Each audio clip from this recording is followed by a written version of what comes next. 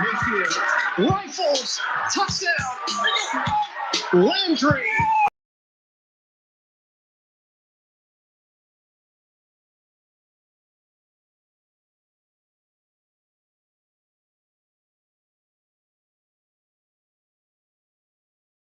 He throws the people. We've got separation.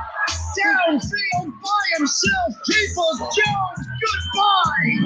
Touchdown Browns. 75 yards on the line. 2nd and 6. Mayfield lofts it. Touchdown. Perfectly thrown. Rashard Higgins. And Mayfield is dropping dimes. 3rd and goal. The time. Chubb is in. Touchdown. The Cleveland Browns pouring it on in Nashville. Damn right. You're damn right that happened in Nashville yesterday. How about them Cleveland Browns? Wow. How about Kinner's Cleveland Browns? How about Baker Mayfield's Cleveland Browns? Finally, Baker Mayfield gets that signature W we've been asking him for. Not just a signature W for the Browns, but a signature Baker Mayfield game. And that's exactly what Browns fans and Browns haters alike got yesterday. We open up today's show, of course, reaction to the Cleveland Browns and what was, a game that I'm a little nervous about. I was a little worried about. I said that last week that the Tennessee Titans are the Cleveland Browns. They're the same team. They don't have a strong defense.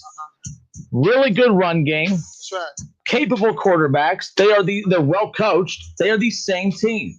The exact same team. The difference between the two.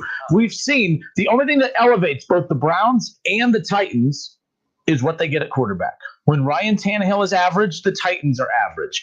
When Baker Mayfield is average or below average, the Browns become average or below average. When Baker Mayfield elevates his game, the Browns go to a whole new level. The Browns didn't just win yesterday. What they did is provide a blueprint for what the Browns are capable of moving forward, which is why for the entire, basically first half of the season, Kev, I was telling you, although they were winning, I wasn't sold on Baker Mayfield. I wasn't sold on the Cleveland Browns because I felt from the very beginning that Baker Mayfield, that you could put a lot of quarterbacks under center to just hand it off to Nick Chubb and Kareem Hunt. The run game is good enough to make the Cleveland Browns playoff contenders. Baker Mayfield yesterday is what the Browns need to be a threat in the playoffs. And I don't know if we're going to get more of that Baker Mayfield moving forward. Every week it's a different Baker Mayfield. But what we saw yesterday was finally Baker Mayfield step up and play big in a big game with the lights and attention on him. And that's what the Cleveland Browns have needed from the very beginning.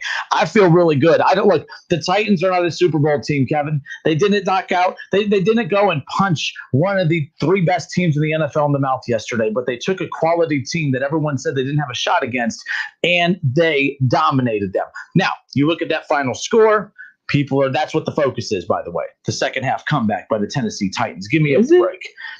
Trust me, all the Bengals are like, hey, remember us, the 2-win Bengals team over here? We've won 4 games in 2 years. We beat the Titans too. Yeah, good job, little kitty cat. Now go back, sit in your corner, wait for your quarterback to get healthy so your O-line can get him injured again next year. This isn't about you. I never once brought up the Bengals all weekend long. They made it about them when their fans started coming at me. All I did is say how great Baker Mayfield looked, and I had Bengals fans just light me up. I'm like, what are you doing? I'm surprised you were even still watching football. It was a bad weekend to be a Baker Mayfield hater. I promise you that much. Something I want to talk about real quick. I want to talk about some predictions. My prediction for the game was 35-24 Titans. Schrody, the Titans fan, 37-24 Titans. Kinner, 28-21 Browns. We were all wrong about the score. This was a high-scoring game, a lot of points scored in the first half by the Cleveland Browns, a lot of points scored by Tennessee in the second half. And let's be clear about something in football, especially in pro football. You're not going to attack the game the same way you attacked it in the first half if you're the Cleveland Browns. This isn't college football where the clock stops every 2 seconds. The clock keeps rolling. So you run the ball and get the game over with. I never thought the Browns were in jeopardy of losing the game once they got that big lead going into the halftime. I pretty much figured all right, they had it in the bag. I will say, all right, the Titans came out that first drive and went and scored in 3 plays. But, the defense that they're calling is totally different from when they're calling it when they're up. So I really, they ended up winning by 6, but they were never in jeopardy of losing the game. Hats off to the Cleveland Browns. Not only Baker Mayfield, but you got to give that defense a lot of credit for when the game was in the balance. They shut down the run game for Tennessee. And when Tennessee was gambling on those 4th down calls, it came up big for them. They made Sheldon play remarkable football. He was in the backfield, caused that fumble on Derrick Henry. Then the Browns went right down to capitalize with a touchdown, not a field goal. So, you got to give kudos not only to the quarterback of the team, but everybody, every facet of the team that the Browns did. They outplayed Tennessee landslide. I mean, shoot. And Stefanski outcoached them. Like everything went the Browns' way, and it wasn't any luck involved. They went out and took the game to the Titans, and they won fair and square. All right, 457-9464. That's the number to call in and join in on the conversation. We welcome you in, everybody. Happy Monday. Hope you had a great weekend. It was a fun weekend for me. I promise you that much. But it is the Justin Kinner Show with Kev Nash as we kick things off here on a Monday. Reaction to the Browns' 41-35 victory over the Tennessee Titans. Baker Mayfield balled out 25-33 for 334 yards and 4 touchdowns. And that's the Baker Mayfield that we have all been waiting, that I have definitely been waiting for and calling for from the very beginning. The Titans, they beat the Tennessee Titans. That's a good opponent. You know what I laugh at in the NFL, Kev? We keep waiting with signature wins. Mm-hmm. So I started looking. I'm like, well, how many teams in the NFL are considered signature opponents? Mm-hmm. So like to get a signature win, how many teams are out there that you look at and say, oh, that's a signature win? Because let's say, the Raiders aren't playing well now, but remember when they beat the Raiders, or when they lost to the Raiders, had they beat the Raiders, we wouldn't be saying, oh, that's a signature win right there, right? Like there's outside of the Ravens and the Steelers, and I already know how the narrative is going to work, Kev, as we move forward. If the Browns beat the Ravens next week, oh, it's not a signature win because the Ravens aren't the Ravens that they were back in week 1. If they do somehow pull an upset in the final week of the season against the Steelers look a little wobbly. Even though they're winning, they're undefeated, they look a little vulnerable. If they beat the Steelers, well, that's one of the worst undefeated teams I've ever seen. So I know how the narrative is going to go. And 457-9464, that's going to be the thing moving forward is there is no signature win moving forward for the Cleveland Browns. The Tennessee Titans was as close to a signature win as the Browns can get. And that's all that matters. The Titans aren't, I don't look at a team like the Titans is going to a Super Bowl. I don't look at them as being a threat in the playoffs. That's just a good quality win. There's not a lot of good quality wins out there right now, Kevin. There's a lot of bad football out there.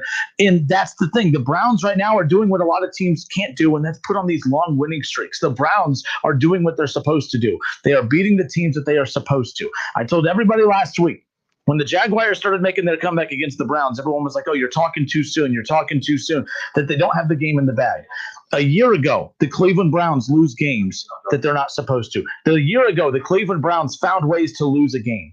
For the last 2 decades, since coming back to Cleveland, the Cleveland Browns have been known as the face of they have been known as the organization that would do everything in their power to find ways to lose games. What we saw from the Jets yesterday, that was the Cleveland Browns for the last 20 years. Finding ways to lose games was the moniker of the Cleveland Browns. And last week, as the Jaguars are making their comeback, I was like, you know what? I felt pretty good about I didn't feel like the Browns were going to mess it up because the Browns have done an outstanding job this season of, even in ugly wins, grinding them out and finding ways to win. Bad teams find ways to lose. Good teams find ways to win when things aren't going well. And that's what the Cleveland Browns have done all season. You can't knock it. Browns haters, Baker Mayfield haters, I don't care. You cannot rain on this parade today. The Cleveland Browns are 9-3. You wanted them to get a quality win. They'd already beaten the Colts. That wasn't good enough for you. Now they beat the Titans. They beat both teams who are battling it out for first place in that division. That's still not going to be good enough because now you're going to say, well, the Titans looked bad yesterday. They just don't look that strong. Like, I know how this is going to work moving forward. The Cleveland Browns have found ways to win games, and that's all you can ask for because across the league, you have teams finding ways to lose games, and the Cleveland Browns have won 5 of their last 6. Baker Mayfield, since week 7, has elevated his game. How about take a look at this? This is the Baker Mayfield numbers that I found really interesting. And of course, these aren't set up. So I'll get to the Baker Mayfield numbers coming up here in just a moment. But Baker Mayfield yesterday, 334 yards, 4 touchdowns. The only other quarterback in the NFL this season that has put up 4 touchdowns in a single half has been Patrick Mahomes. Baker Mayfield is not Patrick Mahomes, but Baker Mayfield is doing things that I've been saying from the beginning, that if the Browns want to be respected as a legit team, Baker has to be a legit passing quarterback. Baker has been a legit passing quarterback since week 7 when they beat the Bengals. Oh, they beat the Bengals. Oh, they've only beat, bad teams since then. It doesn't matter. Bad teams lose to bad teams. Good teams beat bad teams. And the Cleveland Browns have beat bad teams, and they've beat good teams now. And there's really, the haters are running out of things to say because Baker Mayfield hasn't turned the ball over in his last 150 passing attempts. He has the longest passing streak right now without throwing an interception in the National Football League. All right. Baker Mayfield has elevated his game. And when Baker elevates his game, the Browns take their team to a next level.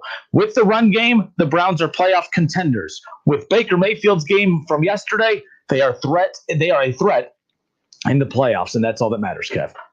That's all that matters. I will disagree with you a little bit about bad football in the NFL. I really don't. It's definitely not bad football in the AFC. There's a lot of potential Super Bowl teams in the AFC. Obviously, KC, the Pittsburgh Steelers. We got Buffalo.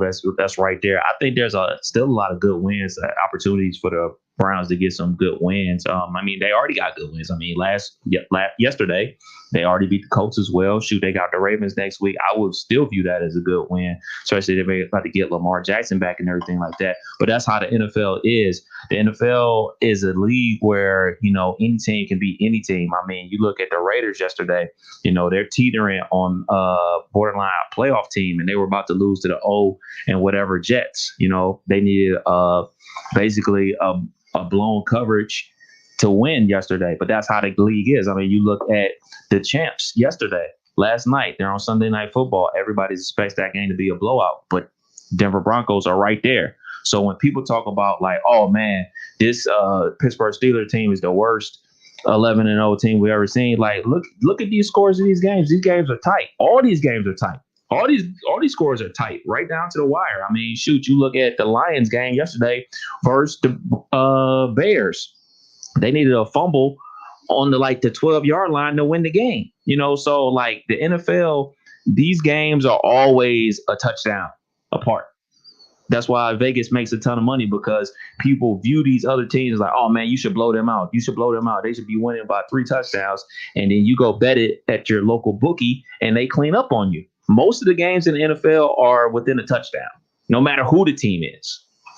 All right, 457-9464. It's the number to call in and join in on the conversation. The question is, it's a simple, boring question. There's not a whole lot of thought to put into it. The bottom line is, are the Cleveland Browns for real?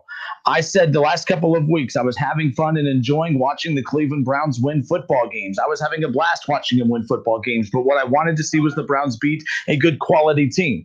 I thought when they beat the Colts, that was a heck of a win early in the season. But a lot has happened since they beat the Colts, and they beat up on a lot of bad teams, or a lot of beatable teams since then. The Browns are a good football team. There's no question about it. The question is are they for real?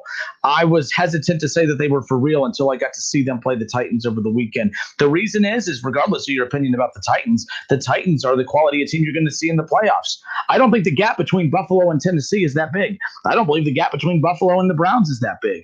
The AFC outside of Kansas City, and I'm still going to give Pittsburgh the respect that they deserve for being undefeated this late into the season. We're going to find out at 5 o'clock. We're going to see if they can continue their streak going right now. They got, Washington's not a great team, but really it's not about the opponent for the Steelers moving forward. It's about as the streak keeps going, that becomes the opponent they battle each week. Is that becoming part of the mental opponent for the Steelers later? So watching what I watched yesterday, the Browns didn't just prove that they deserve respect. They belong. Like the Titans, that's the quality opponent. They could possibly run into them again come playoff time in the first round. And the Browns have already proven that they could play their game. The Browns are the Titans. The Browns defense and the Titans defense, it's not great. It's just okay. The offense, they go as the quarterback goes. You know what you get with the run game. Derrick Henry to the Titans, Nick Chubb and Kareem Hunt to the Browns.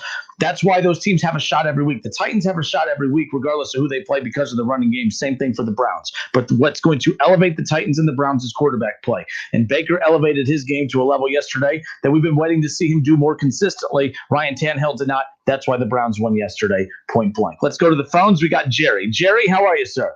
Congratulations to all you Browns fans. I don't care what anybody says. That was a good win yesterday. You want to call it a signature win, whatever. You went on the road against a playoff team, like you said, someone you're likely to see again, and you beat their butts. And, as far as the second half goes, look, man, you're up 38-7. You want to just chew clock, right? Even if you're running it 3 times, you're just chewing clock because you didn't give them enough time to score enough points to get back in it. So that's absolutely a great one for you guys. Well, see, Jerry, let me stop you there for a second. Beating the Titans yesterday, it's not that they beat the Titans that I'm excited about. It's the way that they did it. Because up until yesterday, Baker has not proven that he can have a game like that against a quality opponent.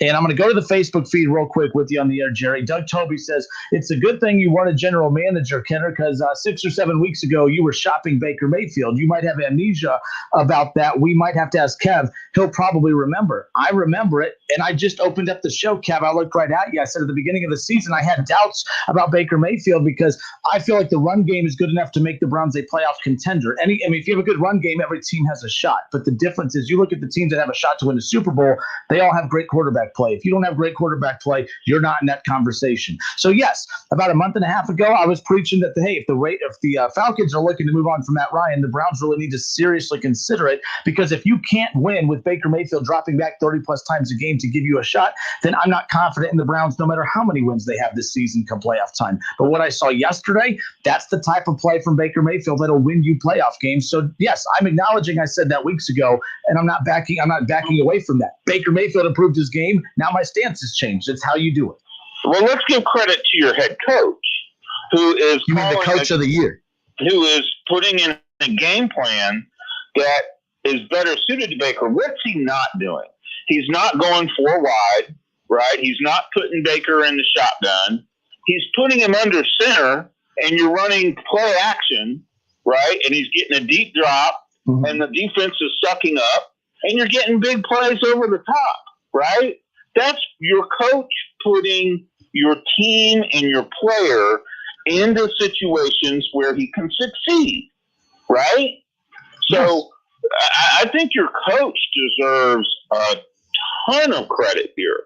I don't know. I'll be honest. I don't know if I've ever seen a head coach and a play caller ever make as good adjustments and improvement in their play calling and matching it to the team that I have from Stefanski as the year has gone on. Does that make sense? No, yes. And remember, and Kev, I'll bring you back in on this too. Remember at the beginning of the season, I kept predicting that they're going to be about anywhere between 11 and 12 win team. I said 12. Forget 11. Yeah, 12. They're back on that pace, by the way, but that's besides the point. I said, and you said you said it, and you said you asked me why, and I said coaching. Coaching would be the number one reason because last year everyone said Baker was the problem. There was one issue and one issue only, and that was Freddie Kitchens. Because once you get an adult in the room that knows how to coach and manage a team, and by the way, you got to give a lot of credit to Baker Mayfield, who people label as an egomaniac.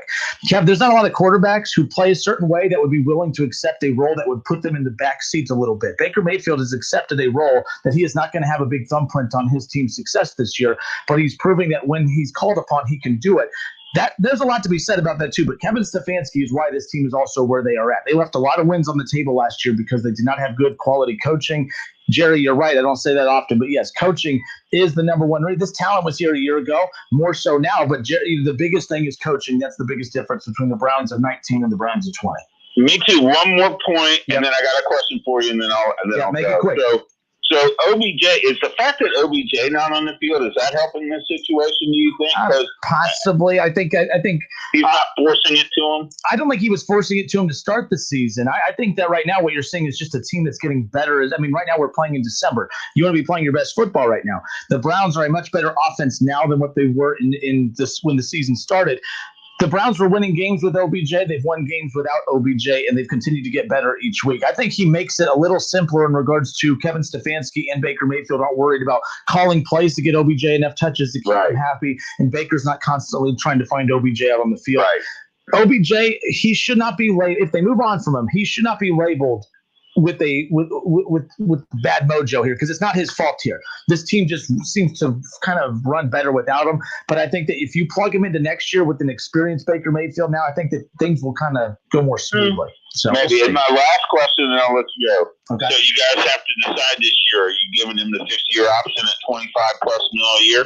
I think you give him the option at 25 to 28 mil. I don't think Baker's earned anything more than that. He deserves an extension. You're winning games with him, but that's my big thing. Always extend. The Cowboys should have extended Dak. but they should not extend at a max deal when quarterbacks haven't earned it. Baker hasn't earned a damn thing right now, other than the opportunity to keep playing with the Browns as long as he's not asking for everything. And I don't think Baker's that dumb to ask for a max contract, because I think he's realistic enough to know that he's not worth that max contract, at least right now.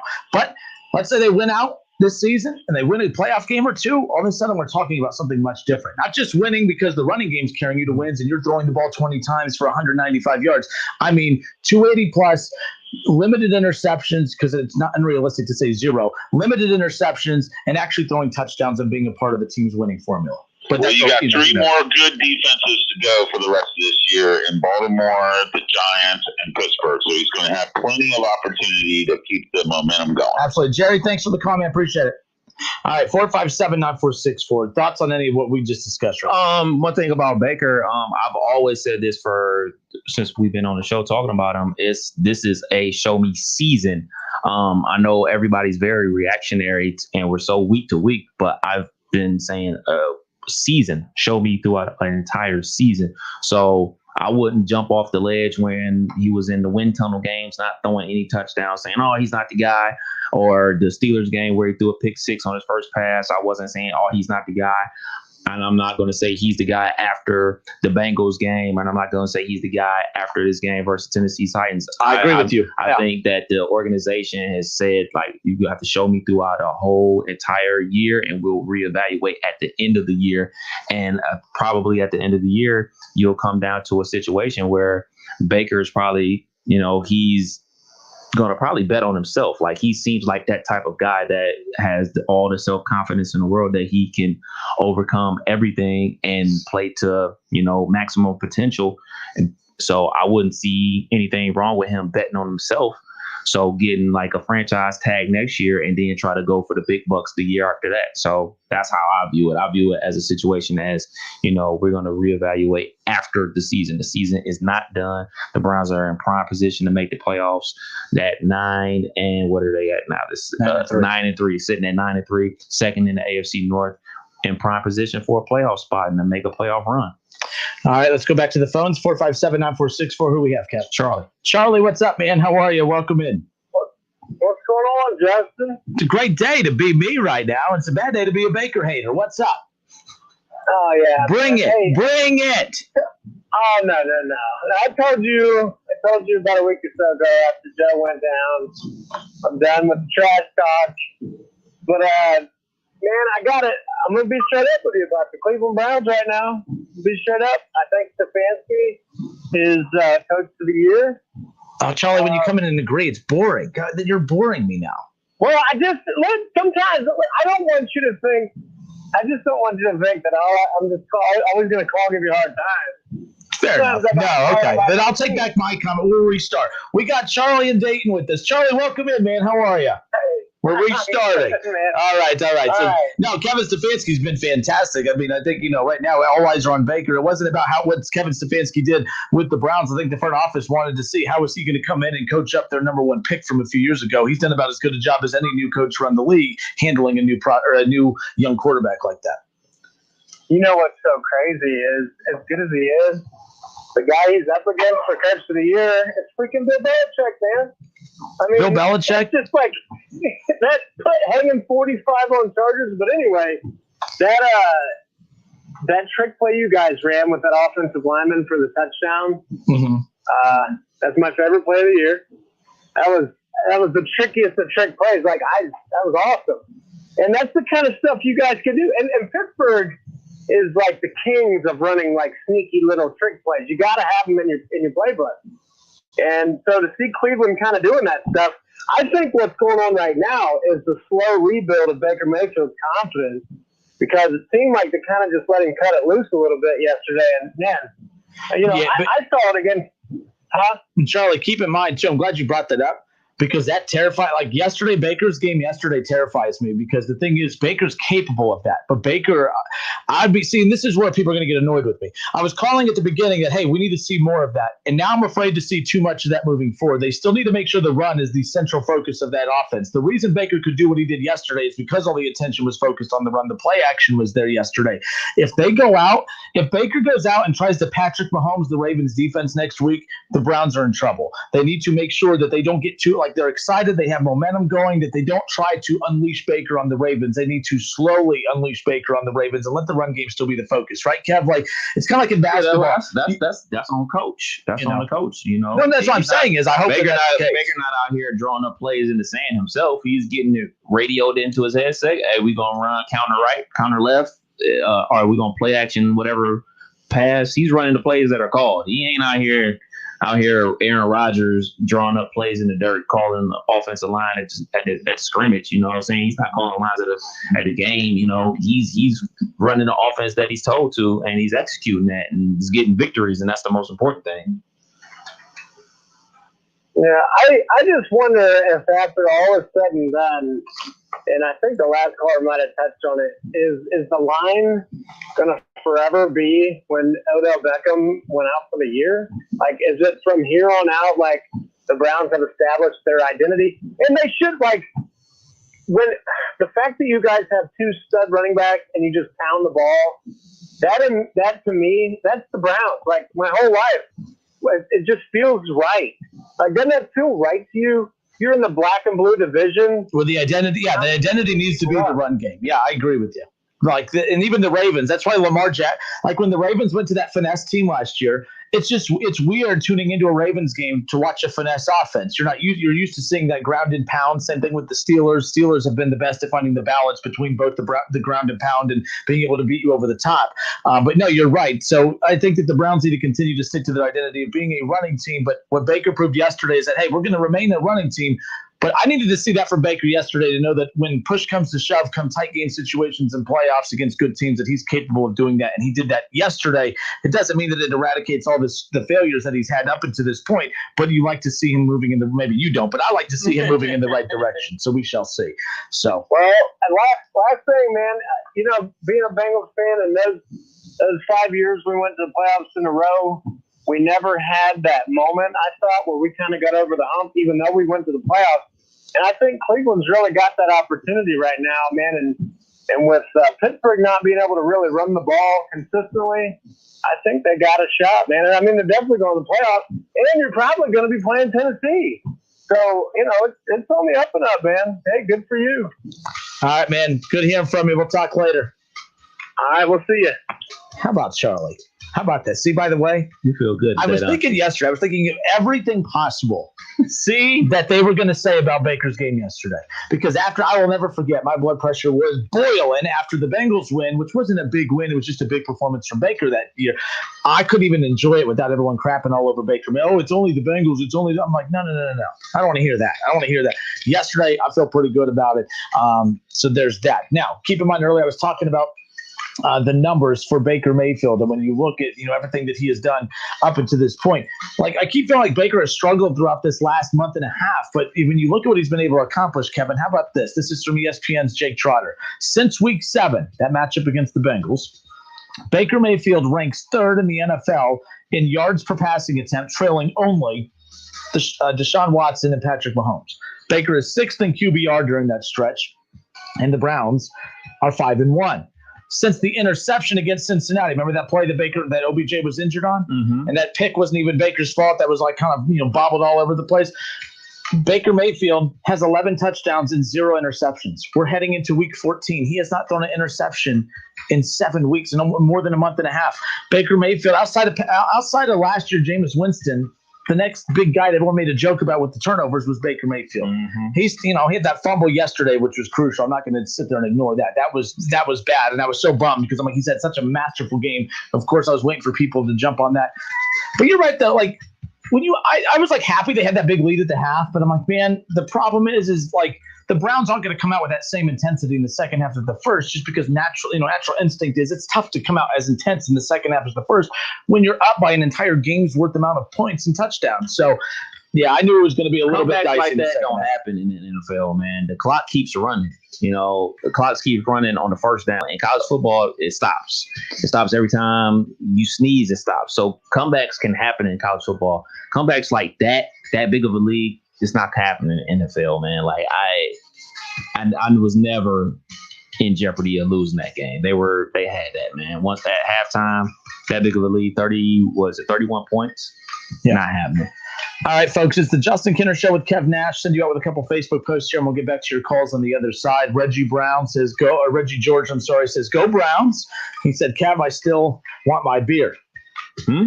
Remember the Reggie, Browns fan Reggie? You owe him a beer, apparently, from some at Frickers last year. You made a bet with him.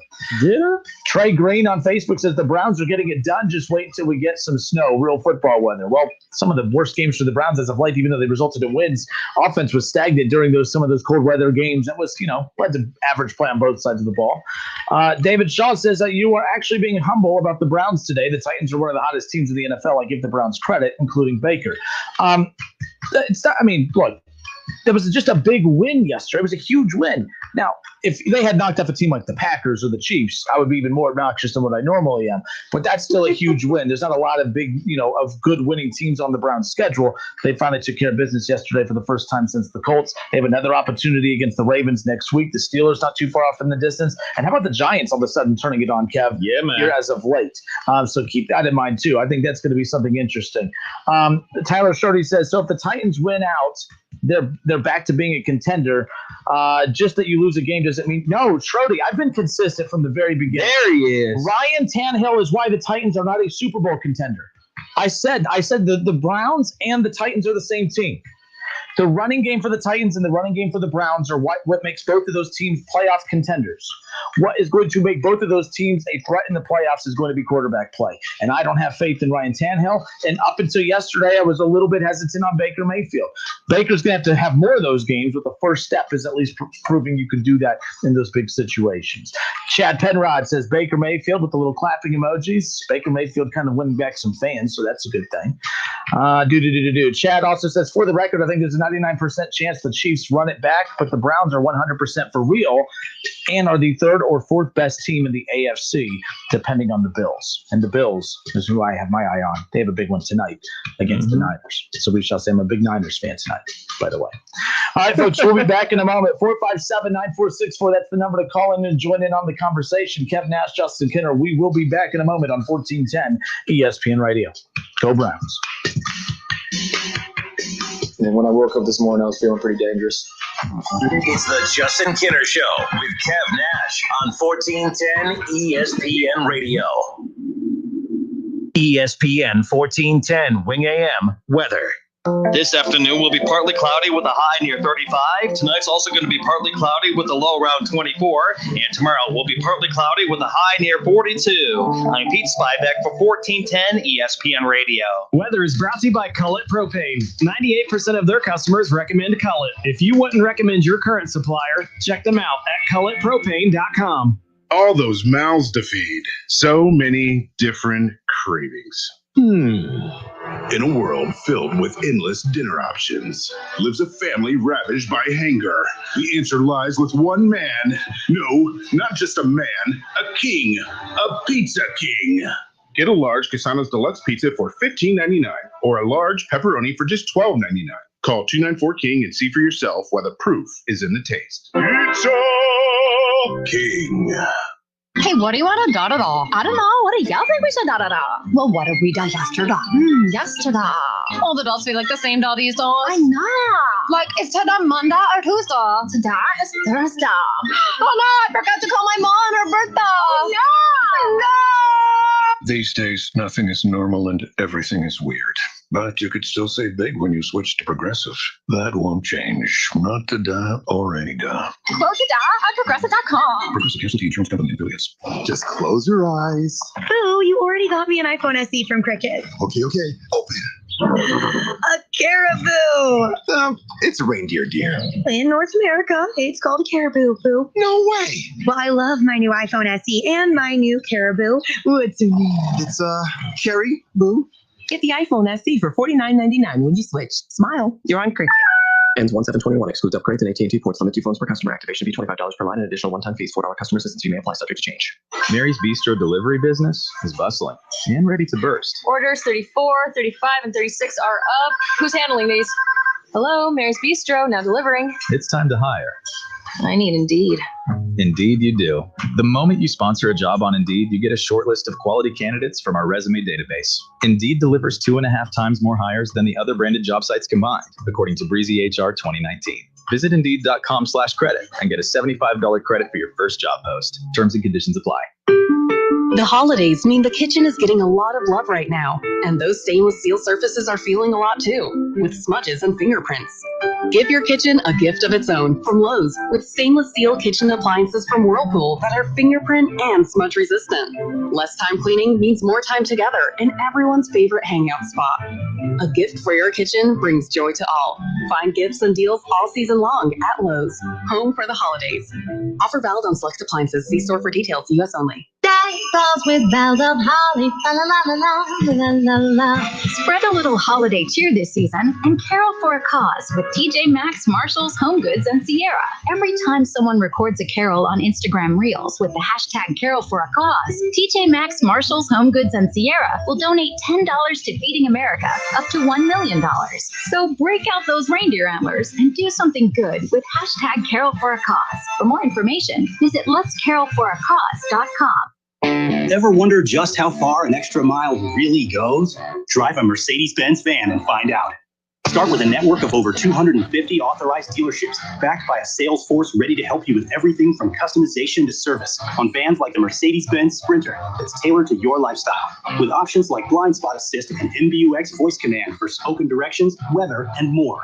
The route is being calculated. So whether you're enjoying life on the trail or working hard on the job, see how far an extra mile can really go by taking the first step into an authorized Mercedes-Benz van dealership today. Now with IRS Section 179, businesses can be eligible for up to a $25,900 tax deduction. That's up to $5,439 in tax savings. Options and model availability may vary. See dealer for details about costs and terms. Some equipment described as optional. $5,439 tax savings based on 21% federal tax rate and eligibility to claim full $25,900 Section 179 vehicle deduction. Your tax rate and eligibility may vary. Consult your tax advisor for more information. Limits may apply. Visit npdance.com. Offer valid through December 31st, 2020. For the one standing guard. For the eagle-eyed. For the knights in shining armor. And for all those who support them. We are Grainger, your experienced safety partner, offering supplies and solutions for every industry, committed to helping keep your facilities safe and your people safer. Call clickgrainger.com/safety or just stop by. Grainger, for the ones who get it done.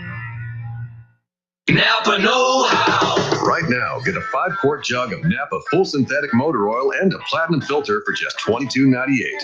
They're an iconic duo like salt and pepper, a hammer and a nail, or the holidays and awkward hugs. You can't get one without the other. That's Napa full synthetic and a platinum filter for just $22.98. Quality parts, helpful people. That's Napa know-how. Napa know-how. General States pricing. Sales price does not include applicable state, local taxes, or recycling fees. Offer ends 12/31/20. I'm Dr. Andrea Russo, a cardiologist. Maybe you're waiting to talk to your doctor right now. But if you're having an irregular heartbeat, heart racing, chest pain, shortness of breath, fatigue, or lightheadedness, don't wait. This could be a serious condition like atrial fibrillation, which can make you about 5 times more likely to have a stroke.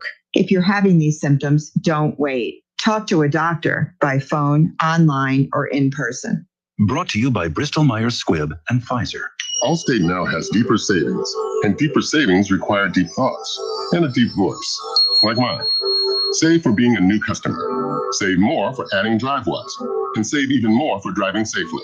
Visit Allstate.com or contact your local agent for a quote today. As someone once said, saving today is money tomorrow. That's deep. Not available in every state. New customer savings based on early signing discount. Drive-bys is an optional feature. Savings vary based on how you buy. Subject to terms and conditions. Allstate Fire and Casualty Insurance Company and affiliates, Northbrook, Illinois. This year, get a gift for the crew and something for you, too. Shop Lowe's in-store or at lowesforpros.com for brands like DeWalt, Metabo, HPT, Yeti, and more. While supplies last, U.S. only. Don't miss the Justin Kinner Show with Kev Nash, weekdays at 3 p.m. on Dayton's ESPN Radio, 1410 Wing AM. So you want to talk about outliers? Those guys are out. You're lucky that this thing's separating us. That's all I got to say. We're facts, though. I got your facts right here. I got your facts right here. Listen, stream, and now watch. Search the Justin Kinner Show on Facebook to follow along. On Twitter, make sure to give us a follow. Search 1410 Kinner for Justin Kinner on Twitter. That's 1410 KINNER and ESPN Dayton for the station Twitter handle. And when I woke up this morning, I was feeling pretty dangerous. Baker Mayfield. Depending on how Big Ben looks later today, I might name Baker the best quarterback in the AFC North. I'm feeling kind of dangerous myself today. How about that? Oh, Lord. How about that? Some Kinner hot takes coming at you live here on a Monday. It's the Justin Kinner Show with Kev Nash live here on Dayton's ESPN radio station, 1410 Wing AM. By the way, yesterday we're live out at Fraker's for the Sunday morning tailgate show, and it was like we were in Cleveland. I hear all the time from Bengals fans how this is a Bengals city. Well, you couldn't hear yourself think at Frickers yesterday on 741 by the Dayton Mall. And a couple of other friends of mine texted me that they're at some other Frickers too. And they said, oh, yeah, it's like the dog pounded. I'm telling you. I'm not saying there's no Bengals fans. I'm just saying to act like, when people tell me you bash the local team, that's my favorite. You bash the local team. It's Dayton, Ohio. We don't have an NFL team. There is no local team. Cincinnati's the closest one, but I come across, one of my biggest enemies on this page is a friend of mine or old friend, and Tyler Schroeder. He's all pissy just because the Browns beat his Titans. See, you should have made the bet. He was willing to bet you, but you were scared to bet. His misery is my victory right there in itself. So I haven't heard him say, "Hey, where's all the where is all the Tannehill is better than Baker stuff?" It didn't look like that yesterday. You wouldn't bet me versus Steelers, which turned out good in your favor. Let me ask you something. You wouldn't bet him. Would you offer an alcoholic beer? I have a gambling problem. Would you offer an alcoholic beer? I didn't know that. Not lately. I've been winning a lot lately. But my point is, Detroit. Shout out to Detroit out of the Horizon League. They won me some nice coin last week, by the way. Shout out to them. Okay. Michigan State. I got some nice money last night too, thanks to Notre Dame. So, anyways, besides the point, my ADD. Let's go back to this too, because I was waiting for this. Chris Schultz says, "Are Browns fans concerned that they only scored 3 points in the entire second half yesterday?" No. I'm not concerned whatsoever. Look, the second half was a completely different ball game for the Cleveland Browns. That's why I told you earlier. By the way, it's not an excuse. I don't like that they only scored 3 points in the second half. But It wasn't a normal football game in the second half. When you have a significant lead like that in the first, it's hard. You don't have the same offensive or defensive approach to the second half. Your goal is to try to take as much time off the clock as possible. The Browns looked a little sloppy in the second half, but I promise you take the Chiefs and give them a 4-touchdown lead in the first half, they're not going to look as crisp either in the second half. Maybe they put more than 3 points up because it's Patrick Mahomes. But give me a break. No, I'm not going to take the one thing. People are trying to find. They're desperate to find one thing to try to water down what the Browns did yesterday. Absolutely not. I am not going to accept that as something to be concerned about moving forward. No. I'm with you 100%. The way the game is played in the second half when you have a 31-point lead is, chew the clock and you play, basically, for lack of a better word, prevent defense. Tennessee's going to score the ball, but the object of the game is to make them score the ball with a lot of time coming off the clock. And that's what the Browns did outside of that first drive of the second half where Tennessee scored in 3 plays. Everything else, took up a lot of time on the clock. So the Browns did their job. They executed. Obviously you want to score more than 3 points. You want to score, you want to equal the half that you just had. But realistically, that's not how it's going to work. And for better or worse, this is the NFL. This isn't college football where style points matter. If this was a college football game, if this was Ohio State, we'll be pulling our hair out that, oh, man, we only scored 3 points in the second half. We let this team come back. We only won by 6. How is it going to affect us in the polls? Mm-hmm. But this is the NFL. That stuff don't matter. You know what I'm saying? Power rankings, as much as we love to do them, they truly don't matter. As long as you make the playoffs, you have an opportunity to win the Super Bowl. And right now, the Browns are in prime position to make the playoffs and make a run for it. Justin Kinner, Kevin Nash with you here on 1410 ESPN Radio. Coming up in hour 2, we'll get into some more college football discussion. This, according to Pete Thamel with Yahoo Sports, says lots of optimism out of Michigan today that they are preparing to practice, which is a good sign for playing the Ohio State game. This was as about 1 o'clock earlier today. Since then, they have practiced. They are out on the field practicing. I don't know if it's limited or not. They don't have the full report in front of me. This is a very similar situation to last week. But 457-9464, Kev, I'll get to your point in a moment. Sorry. It's very similar to last week where Ohio State had some position groups out practicing where they were waiting to get the full group kind of back out on the field. So we will see. It's going to be a fluid situation. I hate when people say fluid situation, but it is. It's fluid situation for the Buckeyes game with that team up north. I mean, it's Michigan week, kind of, right? It is. Technically is, but, so. Technically, yeah. Keith Myers was talking about it on his show today, but it just feels different because, that uncertainty of them actually getting the game in. So we're hoping that they can play on Saturday. All right, so 457-9464. Man, I got all my old basketball teammates just going at me right now with Brian Schwederman. You can't even let me enjoy You can't. Yeah, that's what Ryan Payne said. Exactly.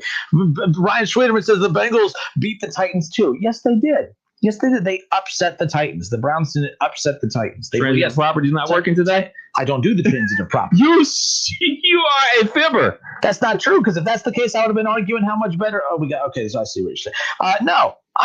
Wait, hold up. I'm a fibber. Explain. You are a fan of transitive properties. You and I had a fan of common sense. You and I had this argument before about transitive properties. The team A beats team B, then they're better than team C. That's not real. Examples. I don't think I used the transitive property for anything. I wasn't even good at math in college or high school. I'll dig up the audio.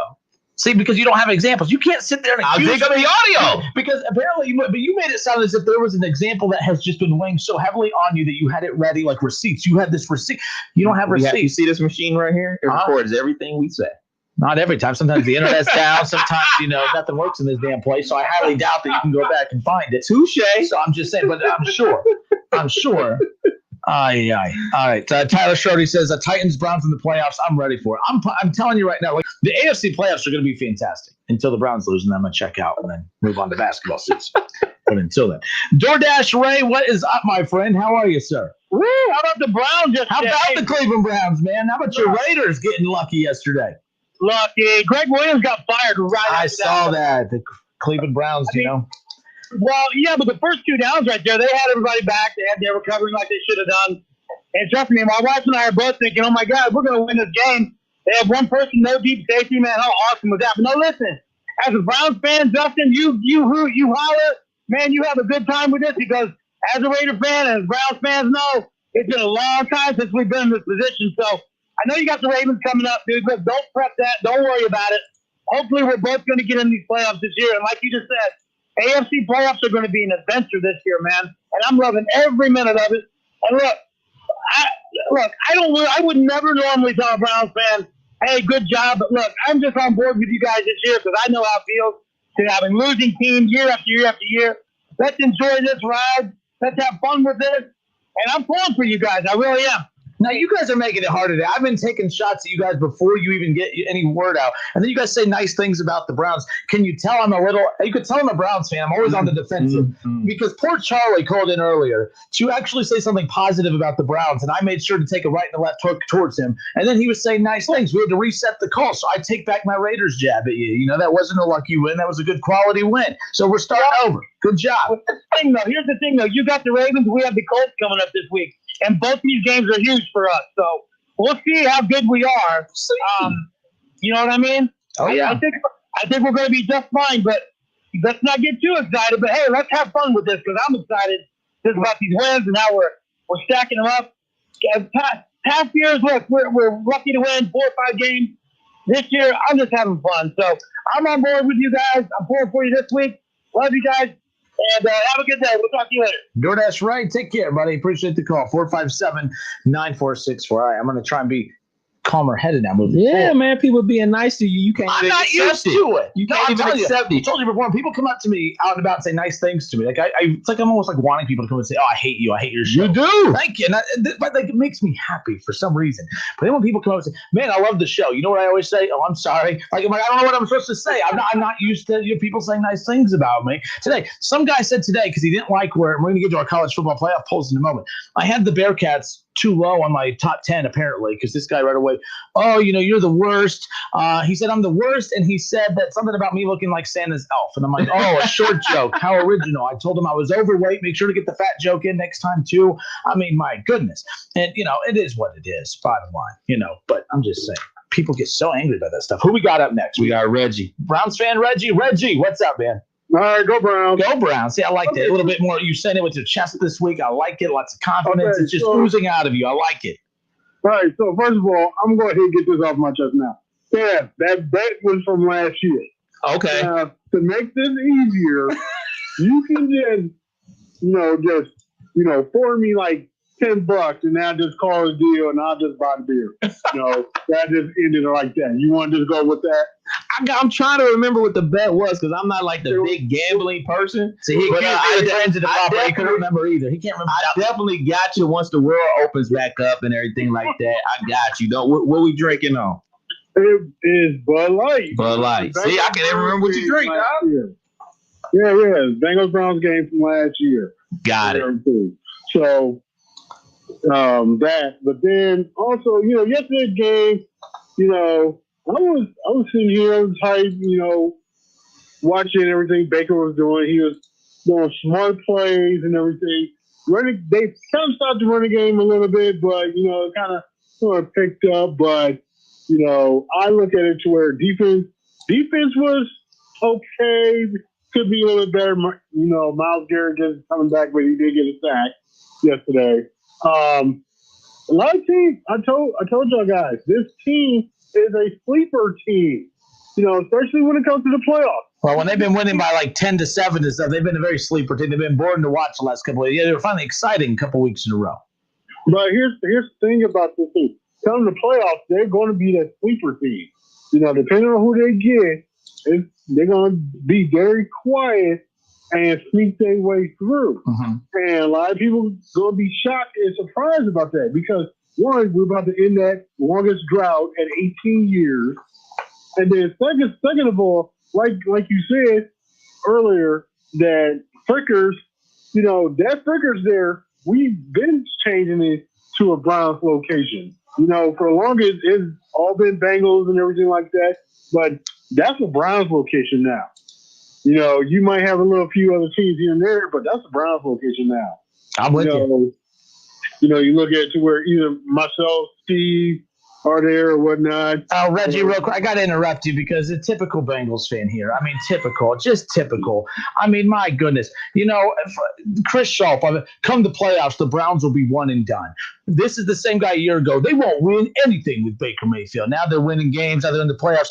They won't win a game in the playoffs. The Browns will win the first playoff game. They won't win game 2 in the playoff. The Browns will win the Super Bowl. They won't win back-to-back Super Bowls. Browns going to win 10 straight mother effing Super Bowls. They won't win 11 straight Super Bowl. Chris Sharp, Schlop, whatever the hell we called you, go away. I don't need that negativity on today. It's a good day. The Browns are 9-3 and going to the playoffs. They haven't clinched it yet, but they're about to. Which, by the way, the Bengals yesterday officially have been mathematically eliminated from the playoffs. Just thought I'd throw that out there. That is interesting. Absolutely. Reggie, go Browns. Go Browns. Good stuff. Browns 9-3, baby. If it wasn't for the stupid Steelers having this weird, like the one year that the Browns decided to play really good football, the Steelers like the worst undefeated team of all time heading into December. It's unbelievable. I can't wait for when Washington beats them and then the Browns are within 2 games as we head to the final 4 weeks. That's going to be interesting because the Steelers are going to lose to the Bills coming up in a few weeks. That'll be loss number 2, and then it's going to set up something kind of interesting come that last week of the regular season. I cannot wait. Why are you staring at me, man? Because you're a Steelers fan, and I feel bad. What you want me to do? You've been on cruise control. I don't all play. Of a sudden, like you're driving, you look in the rear view, you're like, who's that coming up fast on me? And you keep driving. Next thing you look again, it's getting closer. Yeah, it's called the Kansas City Chiefs. And then I said, oh, hell no. Chiefs ain't going to win the AFC North. The Browns are going to come speeding all right on past you. In fact, I put $5 on the Cleveland Browns to win the AFC North. I'll take that bet. Unless you could pay me $300 like I could on my side. I thought you were betting me. I'll bet you. Fine. I'll bet $5. Okay. Real hard hitter right here, but $5. Hey, little gas tank money. That's the most boring bet of all time. But hey, the payout was good online whenever I found that one. So there's that. We'll be back in a moment. More of the Justin Kinner Show with Kev Nash when we come back. Go Browns.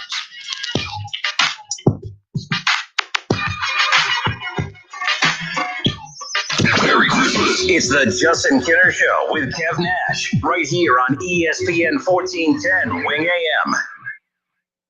Let it snow. Dayton Flyers basketball fans, don't miss the Talking Out Loud pregame show hosted by Sully this Saturday at 11 a.m. live from Timothy's Bar and Grill on Brown Street. The place to cheer on your Flyers. Arrive early. Wear red. Allstate now has deeper savings, and deeper savings require deep thoughts and a deep voice, like mine. Save for being a new customer. Save more for adding DriveWise, and save even more for driving safely. Visit Allstate.com or contact your local agent for a quote today. As someone once said, saving today is money tomorrow. That's deep. Not available in every state. New customer savings based on early signing discount. DriveWise is an optional feature. Savings vary based on how you buy. Subject to terms and conditions. Allstate Fire and Casualty Insurance Company and affiliates, Northbrook, Illinois. The radio in your dash is more than radio. That SiriusXM button is instant access to a world of exclusive entertainment, including ad-free music channels for every genre and decade. You can also hear your favorite sports, comedy, talk, and news. Plus, you can stream with the SiriusXM app on your phone and connected home devices. And there's never been a better time to listen. Subscribe now and get your first 12 months for $5 a month with a new select subscription. Fees and taxes apply. Go to SiriusXM.com to learn more. Chicken chunks, freaking chicken chunks, freaking chicken chunks, freaking chicken chunks. $29.99 each and 4 pounds of freaking chicken chunks. The four sauces too. The four sauces too. Four sauces too. Four sauces too. Four sauces too. Freaking chicken chunks. Ring in the season with 4 pounds of frickin' chicken chunks. Buy a $25 Frickers gift card and get 5 frickin' bonus pots free. The ho home for fun, food, sports, and spirits is Frickers. Chicken chunks, 4 sauces too. Freaking chicken chunks, 4 freaking pounds, freaking chicken chunks. Starting route. Your destination is 0.1 miles away. If you drive less than 500 feet, turn left. You have arrived at your destination. if you drive less than 25 miles a day, you could be paying less every day with pay-per-mile car insurance from Allstate. You get the same reliable coverage and hands-on expertise you'd expect from Allstate, but now at a price that's tailored to the miles you drive. Call your local Allstate agent and start paying what's right for you. Includes a daily rate. Prices vary based on how you buy. Subject to terms, conditions, and availability. Not applicable in California. Allstate Fire and Casualty Insurance Company and its affiliates. O'Reilly. When you need auto parts, O'ReillyAuto.com is just a few clicks away. We offer convenient options for you to get your parts quickly. Order online and pick up for free at your local O'Reilly Auto Parts store. We'll even bring it out curbside. Or you can have your parts delivered right to your door with free shipping on most orders over $35. Visit O'ReillyAuto.com. O'Reilly. Auto Parts. Geico won best customer satisfaction among auto insurers in the North Central region, according to J.D. Power. And Geico was ranked best in price. So switching to Geico is a good decision. Unlike the decision to improvise your best man speech. Okay. I didn't actually write anything, but I love you, brother. Remember when you were just a baby, right? And you would cry like all day.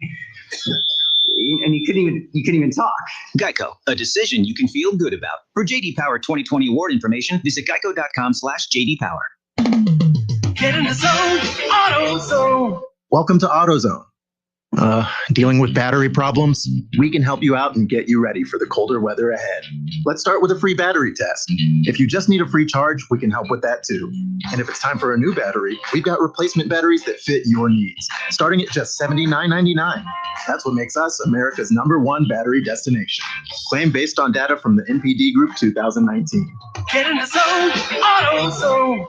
When running a business, HR issues can kill you. Wrongful termination suits, minimum wage requirements, labor regulations. I'm Alan Jones, founder and CEO of Bambi. I created Bambi specifically for small business. Get a dedicated HR manager, craft HR policy, and maintain compliance for $99 a month. Seriously. Month to month, no hidden fees, cancel anytime.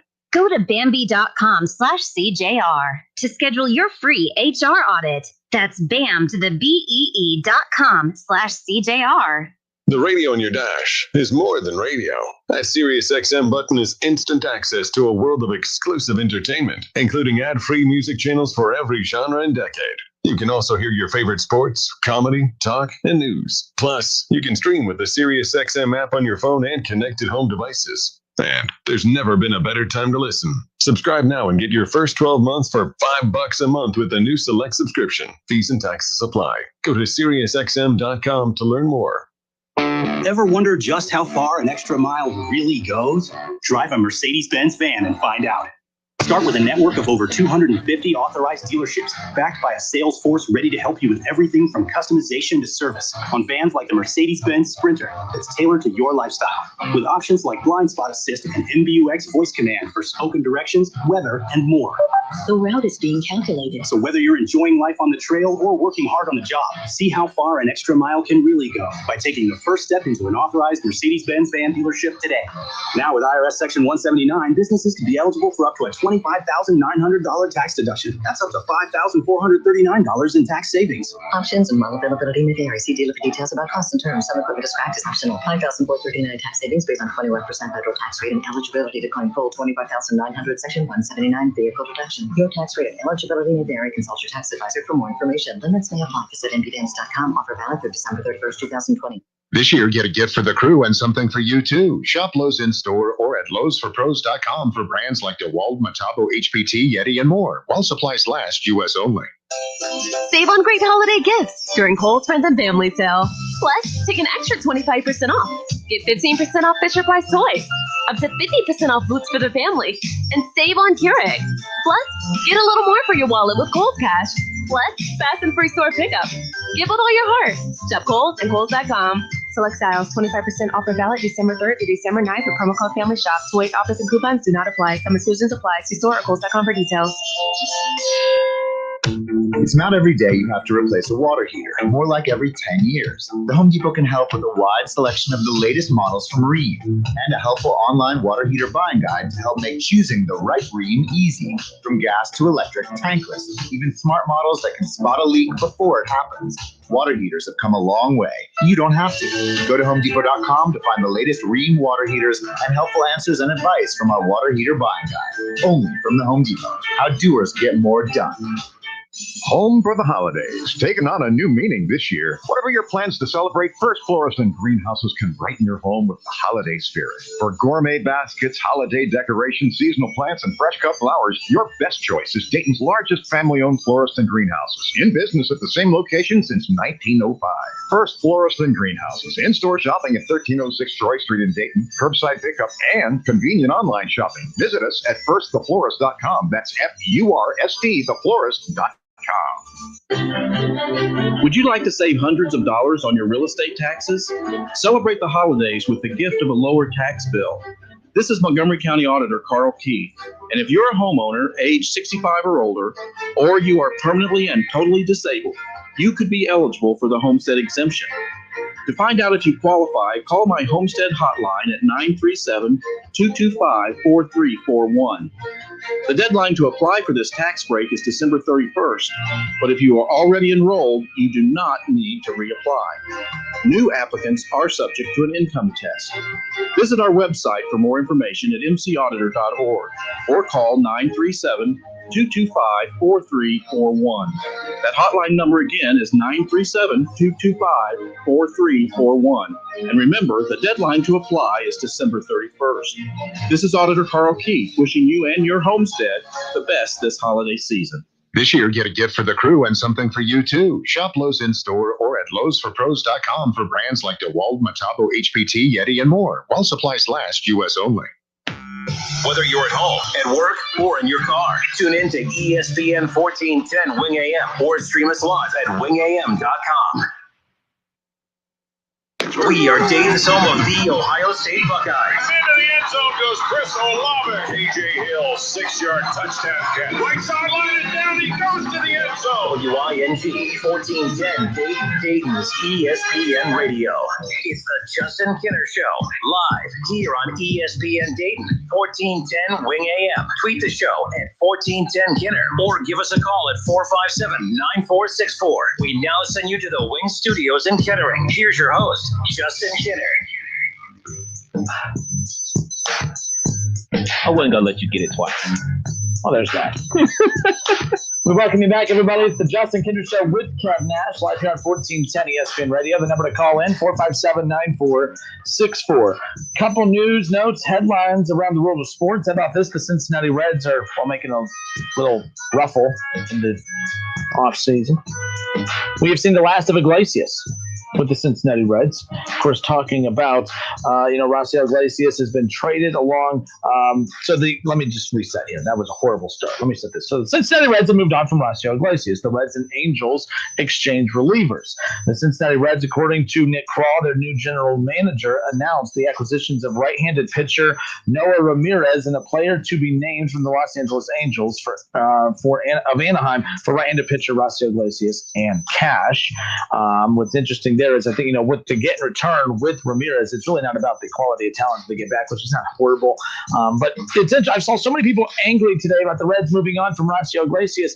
I've been here. Reds fans have been blowing Rafael Iglesias up on social media for the last 2 years because he makes you hold your breath every time he's in late game situations. Now, he did improve towards the tail end of this past year, which was a part of that final run that put the Reds in playoff contention. But the Reds have finally moved on from him. Here's why I'm not going to panic. I saw Mo Egger tweet out earlier today. Well, you can't say the Reds have a bad bullpen when they don't even technically have a bullpen right now. They've moved on from a lot of their bullpen guys this offseason. I'm not going to panic. I think that they're reshuffling some things with trying to set up some money to be able to go get a Didi Gregorius to potentially get that trade pulled off for Trevor Story or Lindor.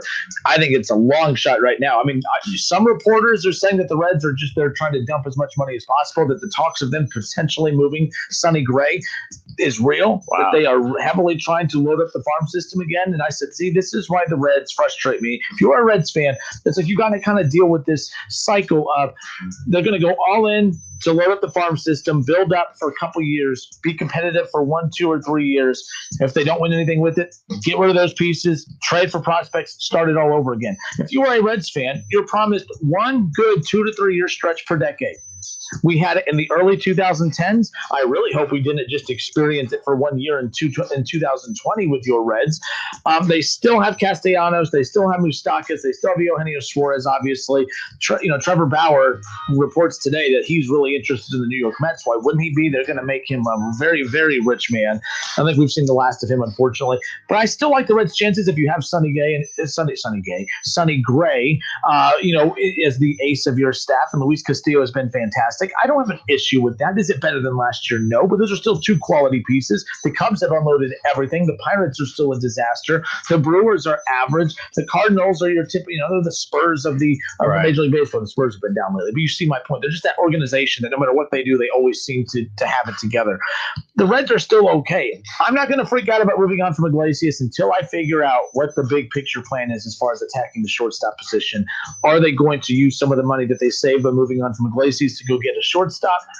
We shall see. But isn't that how most baseball organizations work? They go in their little run or whatever, and then once it does or doesn't work, they tear everything down and try to rebuild. Outside of the Red Sox and Yankees and the Dodgers, I think that's everybody's move. I think they just depend on the guys. But it's a small market. Yeah, but I'm just saying from the standpoint of we as Reds fans are promised one good 2 to 3 year stretch per decade of good quality baseball. When we are moving forward. I like the Castellanis. I think they did a good job trying to kind of dig themselves out of the hole that they created for themselves within that rebuild. But man, I'm not freaking out about this Iglesias move. I was a huge Iglesias fan. In fact, I thought that the Reds, when they moved on from Aroldis Chapman years ago, he was the best closer in baseball. And the very next year, after moving on from Aroldis Chapman, Iglesias goes from being that stretch reliever kind of there in the middle, being a reliever. He was brought in to kind of be a starter. They got very little out of him there, moved him to the bullpen. Then when they moved him to the closer role exclusively, I thought that the Reds had about as seamless a transition as possible, going from Aroldis Chapman, the best closer in baseball, to arguably another guy that was arguably the best closer in baseball, in Iglesias at the time. But the last couple of years, 3 years, he has just declined each and every year, giving up big-time home runs in crunch situations, in clutch situations. So I don't know if this is a good or a bad thing. I just hope it's the Reds unloading payroll to be able to use that payroll to go after a bigger name and like Didi Gregorius or whoever. I'm not going to freak out. I'm not going to bash the Reds until I see what they're doing. If they go into the season, though, and don't make any big addition at all, and they're going to be known this year for losing Trevor Bauer, for losing Iglesias, for losing some other key pieces out of that bullpen, and then I'm going to have a problem. Then I'll be more critical when that time comes. How much do you think Bauer's going to get from the Nets? I don't know. I don't even know. The reason I say I don't know is because I can't off the top of my head. I don't know what a pitcher is getting now off the top of my head. I can't remember right off the top of my head what a good quality annual amount is. And I seriously doubt he goes that 1 year deal thing, right, that he was talking about before. I think he's about to break the bank. Especially in a COVID situation, I think you get all the money that you can. Trevor Bauer, back when he made that comment about those 1 year deals, Trevor Bauer, I think the reason he was all about doing those 1 year deals was he could bank on himself in case he had a year like this. Mm-hmm. Trevor Bauer was always one of the best pitchers in baseball, but he was never the best pitcher in baseball. You could argue after what we saw from him this year, Kev, that he's arguably the best pitcher in baseball right now. I know that the Yankees have a pretty good thing going on with their guy over there that they acquired from the Astros last year, but let's be clear, what we saw from Bauer last year, Bauer's circumstances have changed. He is the best pitcher in baseball right now. I mean, if not the best, he's top 2 or 3. And I think you can interchange them right there, any way you want. But my point is that back when Trevor Bauer made that comment about going those year-to-year deals, Trevor Bauer was a top 10 pitcher in baseball, and I think was willing to do the year-to-year contract so that if he ever had a breakout year like he just did with the Reds, he can capitalize on it the next year and control it. The worst thing you can do if you are a pitcher, and 457-9464, Kev, will take some calls. If you are a pitcher and you sign on for a decent chunk of change, and then you end up exceeding the amount of money that you are being paid as far as talent expectations is concerned, then it becomes a problem because now you've strapped yourself. Trevor Bauer wants to be in control of his money moving forward. And right now, with the way he's pitched, I think the Reds have completely out of the equation because I think the Mets are going to be able to pay him and pay him big moving forward. So that's kind of what I mean, Kev. I think at the time, the circumstances have changed from then to now. Yeah. I think he gets paid bank. Garrett Cole. Doug, I'm glad you helped me out there. I was like, the pitcher that they fired from the Astros. I can't think of it either. I'm just kind of sitting there floating on their eye, and Doug Toby comes up with the save. Thank you, Doug, for that. But Garrett Cole gets $36 million a year. Look, the Mets, by the way, they just got new ownership. Yes. They are trying to get back into this in a hurry. That's Trevor Bauer. I wouldn't give him a long-term deal, but I would give him a good 3 to 4 year deal. I can give him that 35 to 40 range in there, right? Like, I think that can work. Steve Camerman says, you saw what you saw the year before. He is great for 60% of the year and then burns out. The shortened season was perfect for him. Yeah, 60% of the year, ironically enough, Steve, it was 60 games this season.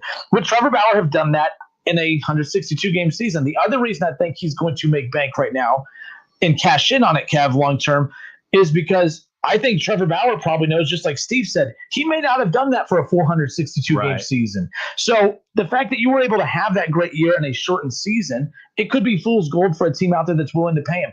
I like Trevor Bauer. His personality drives me nuts. It's too much me for baseball. But you know what? Big picture, I think that's what baseball needs. But that's an argument for later. I don't think he's not coming back to the Reds. He's going to get a longer-term contract. And I do believe that could potentially be the New York Mets. When the Reds had him right after the Cleveland trade, he was he had an ERA over 6. Oh, absolutely. Marty Brennaman came on the show and absolutely ripped him. Bauer couldn't stand Marty Brennaman because Marty Brennaman was really critical of Trevor Bauer for that one half season that he was with me in the back half of that season after the trade with Cincinnati. Went after Marty Brennaman, saying that the worst part about baseball is critical announcers. Well, Marty Brennaman, who joined me on the show over the summer, said, well, Trevor Bauer knew better than anybody just how critical I was because his ass was in the dugout by the 3rd inning after getting his ass handed to him. That was Marty Brennaman saying that. Those two went back and forth. They couldn't stand each other. So, yeah, Bauer's introduction to Cincinnati wasn't great. Who do we have, Kev? 457-946. We got Keith on the line. Keith, welcome in. How are you? What's going on, Jeff? How you doing, sir? Good. Yourself? My question is, I'm good. Why are the Reds like this? Like, I'm a St. Louis fan. Been a St. Louis fan forever. Like, St. Louis doesn't have it's the same market pretty much. Neither team is like Yankees or Red Sox. Mm-hmm. But St. Louis consistently stays, they get 7 out of 10 years. Like, say the Reds get 2 out of 10. I don't understand why. Like, they have a market. There's plenty of people around this area, Kentucky, West Virginia, who love the Reds, but they're never good. Like, more than like say a year or two. It's just, I don't understand. I really don't understand it. 47 years old, I'm like, why can't they be good? Like, at least half the dang century. Decade. I do believe, and I feel bad for the Castellini family for this. I do believe that they had financially got their franchise set up to where they could have been a little bit bigger players in the free agent market. They proved it last year. I feel horrible for the Reds the way I do a lot of teams from the biggest businesses to even the smallest local businesses here in our community that have been impacted by COVID. We mock professional sports all the time and say, I'm not going to feel sorry for the billionaire, owners and these, these big time $1 million, entities that are these teams. But the bottom line is, just when they had the organization set up to where they were comfortable spending money in the free agent market, COVID comes in and totally just takes their feet out from underneath them. I think that's why you're seeing this in-between stage. The Reds know they have a roster that if they just add 1 more or 2 more pieces, that they can take their team to the next level. But financially, it doesn't make sense because they're going to be reeling from COVID for the next couple of years from all the money they lost this season. So I feel bad that they finally took that step forward to be aggressive, getting Castellanos and Moustakas, and then COVID hits. But at the same time, fans aren't going to be as understanding, and I think they're stuck between a rock and a hard place. They got to do what makes sense business-wise for them. But I've always argued, is pissing off your fans good business? And teams always seem to go in that direction and just say deal with it, and there's nothing we can do about it. We can't say we're just not going to go to games anymore because COVID's already made that decision for us. So. One thing I was going to ask, I didn't get to listen to the end of the show because, that whole work thing interrupts the start thing. What about Greg Williams yesterday? What defensive call was that? We're going to split everybody and just blow. I mean, that's the definition of pain. Well, here's why I have no problem with that. I have no problem with what he did because what he's doing is what the team's been doing all year, trying to lose. Why does Adam Gase still have a job? Because the organization, they're keeping Adam Gase in that position because he's actually doing what they want him to do, and that's continuing to lose games. That's all Greg Williams was doing. Hey, we're about to screw this up and win it. What? I mean, the players has got to be like, oh, I'm sick of it. It's like you're young players. I mean, you're like, man, I don't want to play with you guys. And those guys are garbage. Do you remember? Did you ever watch the movie Semi-Pro? Yes. Do you remember when Jackie promises everyone corn dogs if they score over 100 points, and Jackie's telling Vakaitis, don't make the free throw, and then he makes the free throw, and he goes, dang it, Vakaitis, and then he goes off on him because that's what I feel like Greg Williams, like they were telling Greg Williams, don't hit the free throw. He actually listened. Yeah, corn dogs, Jackie, corn dogs for all these people. That's what that reminded me of yesterday. Jackie Moon was telling Greg Williams, lose us this game, damn it. We can't afford to win. That's exactly what happened yesterday. I was just watching that like, okay, Russ doesn't do much of anything. I mean, he's just fast. And what do you think they're going? I was just like, wow. As a Browns fan, I was like, damn it. I want the Raiders to lose as much as possible because I just increased the Browns' chance of making the playoffs. And I'm like, Adam Gase and Craig Williams just beat this. It's unreal. And Adam Gase wakes up employed today. Good for him. Good for him. He's doing a good job. He's doing what is on his job description. Lose games. But hey, great hearing from you, man. Appreciate it. Go Browns. Good stuff. 457-9464. Justin Kinner, Kev Nash with you here. But yeah, the Reds, I don't know. Everyone's freaking out saying they're having a horrible offseason. I don't think they're having a horrible offseason until the offseason's over, Kev. You can't say they've had a bad offseason. Well, they didn't re-sign Trevor Bauer. We all knew they weren't going to be able to re-sign Trevor Bauer. Yeah, he's not coming back because somebody's going to give him nearly $300 million. Mm-hmm. So the Reds weren't going to do that. They're not in the position to do that. So it is what it is. The Reds just chalk it up as a loss. Keep in mind, the situation changed. The Reds did not trade for the best pitcher in baseball. Right. He ends up leaving the Reds as the best pitcher in baseball. As of right now, Garrett Cole's pretty damn good. He was just injured. But you see what I'm saying? My point is that the circumstances changed. When they traded for Trevor Bauer was supposed to just be a solid piece that they could put in the rotation. Now all of a sudden he became this Garrett Cole-esque figure, and it's like he pitched his way. That's why as the season was going on and he was pitching better and better, Kev, I was bummed. I was like, he's pitching his way right out of Cincinnati. By the way, if you really want to motivate someone to play well in Cincinnati, allow them to play well enough to get themselves out of Cincinnati because they know they ain't going to get paid there. But no, I don't think the Reds have had a bad offseason. There's not one thing that they have done that we didn't expect them to do. Now, if they trade Sonny Gray away, I'll be a little frustrated. So, 457-9464. Justin Kinner, Kev Nash with you here. How about this one, Kev? Steve Cameraman on Facebook also says, off topic, but did you see my alma mater, Ohio University, with a 40-0 run on Cleveland State yesterday? Yeah, I saw that, man. Ouch. I know they got that one kid that's from Florida who was a walk-on, basically, and now he's like one of the best players in the MAC, man. Crazy numbers. Crazy. Like, I saw the screenshot of that, and it's pretty remarkable. 40-0 run. A 40-0 run. In fact, I have it on my phone. I did take a screenshot of it too, like you talked about, Kev. It was pretty impressive when you look at what the score was. So it was in the first half, with a minute 27 to go in the first half, Kev, it was 46-25. Ohio had a lead over Cleveland State. 127 to go in the first half. In the second half, this run extends into the second half. 46-25 with 127 in the first half. In the second half, with 8:23 to go, it was 86-25. They went on a 40-0 run, the longest run in the history of college basketball. That's pretty impressive. That's gonna hurt your feelings. Hurt your feelings. And Dayton Flyers, to their athletic director and everyone who handles scheduling, that's Cleveland State out of the Horizon League. I know that sounds pretty impressive, right? A 40-0 run. You should probably get them on the schedule. I heard they put NKU on the schedule for tomorrow night. I'm just saying, really challenging themselves, right? The kid I was talking about, Jason Preston, he was like a walk-on. Basically, he went to college as just a regular student, and then he went to a JUCO, and now he ended up at Ohio University playing ball on a scholarship, man. Pretty cool. Yeah, Keith Tolliver says Bobcats balling, baby. I didn't know we had all these Bobcat fans in the area, so shout out to that.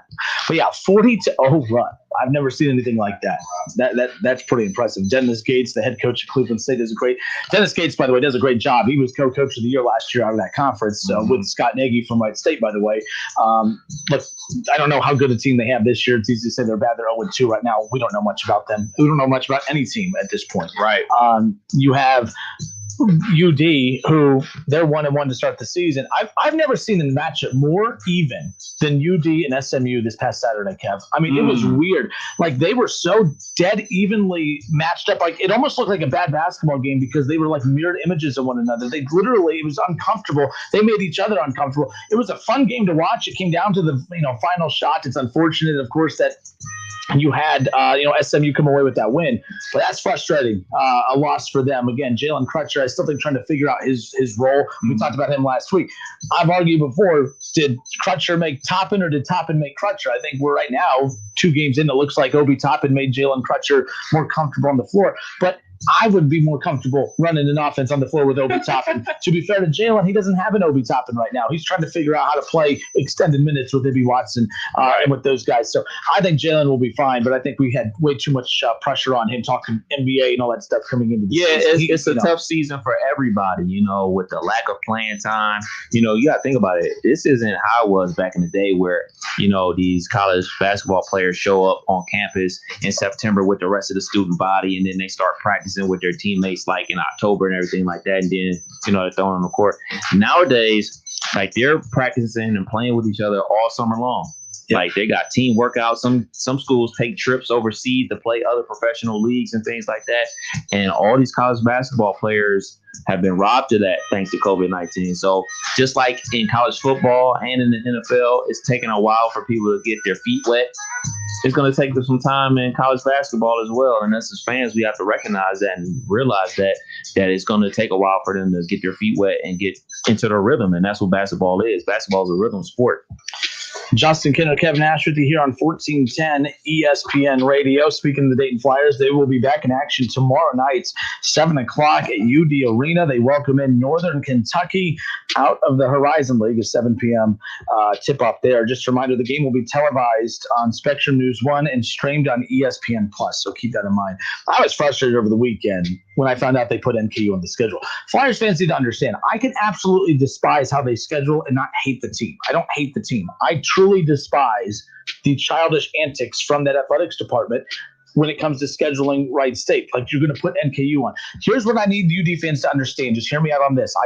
We need to split it down the middle here. I can despise Neil Sullivan's scheduling philosophy and not hate the team. I do not hate the team, but I will continue to attack the scheduling childish approach that he and Anthony Grant and the Flyers have towards Wright State. I will point that out all the time. If that bothers you, I apologize. I'm sorry. I can say the Flyers are great and still think that the childish antics between Anthony Grant and Neil Sullivan and the athletic director and everyone there it's childish. It really is. I mean, do you run the team or do boosters run the team? Are you the man in charge or the boosters in charge? Because you need to figure it out. The childish antics against Wright State is getting old. It really is. If there was ever a time, there have been multiple opportunities to make that game happen. The Oregon District shooting, a game for charity. It was approached by Wright State. They got shot down for that. I think that's wrong. I think that's messed up. If that couldn't get the two teams to come together to play a game in this city, nothing will. So I shouldn't be surprised. I'm just going to continue to point out the hypocrisy in that university for not playing them. They're welcoming in NKU tomorrow. NKU is in the 200s in the Ken Palm rankings. Now, I bring that up because NKU has been one of the top teams in the conference the last couple of years. They've actually won the conference 3 of the last 4 years, or they've been to the NCAA tournament 3 of the last 4 years. I mean, it's been them and Wright State battling it out at the top of this conference. NKU is down this year. They're like 5th or 6th best team in the conference, and then they wait to put them on the schedule.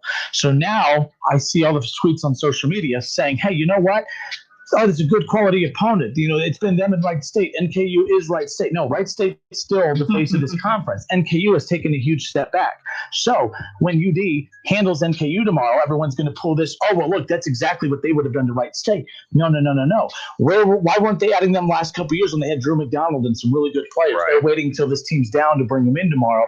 And then it's just a backhanded way to stick it to Wright State.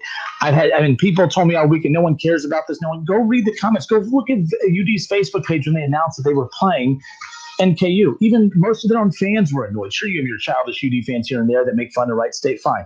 My point is I have no issue with the Flyers. I can be upset of how they treat Wright State and still support the Flyers, and that's what I'm doing here. People need to stop acting like just because I call them out for not playing Wright State, that's me taking a shot at them. Someone told me over the weekend to go F myself and that they were done listening to the show because I said that, it was cowardly not to put Wright State on the schedule when you go to their same conference and put a team that has been just as competitive as them in the conference an hour south.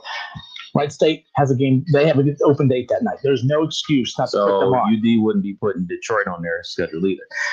They did a few years ago, but What about this team? Not this Detroit team. I put good money on this Detroit team to win this conference. Detroit's really good. They have that Antoine Davis kid, Mike Davis's son. He's really, really good. In fact, I think the good thing for them is I don't think he's in any hurry to get to the NBA. He's comfortable playing for his dad at Detroit. I talked to Dick Vitale about him last week. He said that he's hearing good things about the development in Detroit right now under Mike Davis. So I think that they're in good shape. And this year doesn't count towards your eligibility. Right. So he's going to get another year of eligibility to come back and play. They nearly beat Michigan State last week, took it to Notre Dame last night. That's a good team right there. Keep an eye out for them. My only question, and I don't know, that's why I'm asking, and you can tell me, anybody listening can tell me, how much does the coach have to do with scheduling? I just don't know that. Is the coach strictly there to coach the team and win games, or does he have input on the schedule? I would imagine someone like Izzo and Coach K and Boeheim, they have a lot of input. It varies from school to school. So I'm just not sure how much input Coach Grant has on the schedule. It varies from school to school. We had Anthony Grant on the show last year. Tried multiple times to get him on the show. They're pretty upset with me. Gee, I wonder why. Every time I ask to have him on the show, oh yeah, we'll get back to you next week. They never do. It drives me up the wall. But hey, you know what? That's fine. They're used to media telling them anything that they want to hear, and I don't do that. I'm just calling them out for why they won't play Wright State. I never said one bad thing about them outside of calling them out for not playing Wright State. I'm sorry about that. That hurts your feelings. I don't know what to tell you. It's wrong. I'm telling you straight up, it is wrong. We just watched the crosstown shootout this past weekend. It's embarrassing. As exciting as a rivalry as that is over there, why that can't be done here. And the only reason is because, boosters, or we got to pay for those new leather seats on those seats in the arena somehow. So give me a break. That matchup needs to happen. I don't care if it's the same song and dance with me every day. I get it. People are tired of hearing me talk about it, but I'm going to continue to talk about it until the day that it happens. But we had Anthony Grant on the show last year. I asked him if Wright State had picked up the phone. If Bob Grant picks up the phone and says, "Can we do this matchup?" Would you do it? And I get this whole spiel about, if it fits into our model of trying to make the NCAA tournament and yada yada yada. Wright State is right there in that Ken Pop, top, right there on the fringe 100. But they're playing all these teams in the 200s and 300s, and you're trying to convince me that those matchups are better than playing a team as competitive as Wright State. Eastern Illinois, who they just played, was ranked 160 something in the Ken Pom. Wright State's sitting around 114. Eastern Illinois has a better shot at helping you get to the NCAA tournament. I mean, that's the stuff that really just irritates. So real quick. So for people that don't know, what is the Ken Pom rankings? Well, hold on, real quick. So I asked him about that last year. He says, it is. He says he helps make the schedule. Then he deflected it and said it's Neil Sullivan that makes the schedule. And then it just went back and forth. By the way, great program. I'm not bashing the program. Just because I'm bashing this, I'm getting hate right now sent to my private page here. And it's unreal. I can hate that they don't schedule them and not hate the team. I don't hate the team. There's the success. You can't knock the success. They were the number 3 team in the country last year. I'm not knocking the team. I just think it's weak. It's a weak move to not schedule Wright State, especially this year of all years. You can't tell me, you can't complain to the fans and say, we're having a real hard time getting games in when you're part of the reason. And again, it sounds like the same clip from the show we did weeks ago, but it's going to sound the same moving forward until they finally put them on. I'm done. I'm off this little soapbox here, but NKU, UD tomorrow. The arena, 7 o'clock. When they blow NKU out, I don't want to hear anyone say that's what they would have done to Wright State. NKU and Wright State aren't equal this year. Hey, not even close. I got to tell you this. If they weren't going to say it, they're going to say it now because you gave them the call. No, it's unreal. 457-9464. We'll be back in a moment.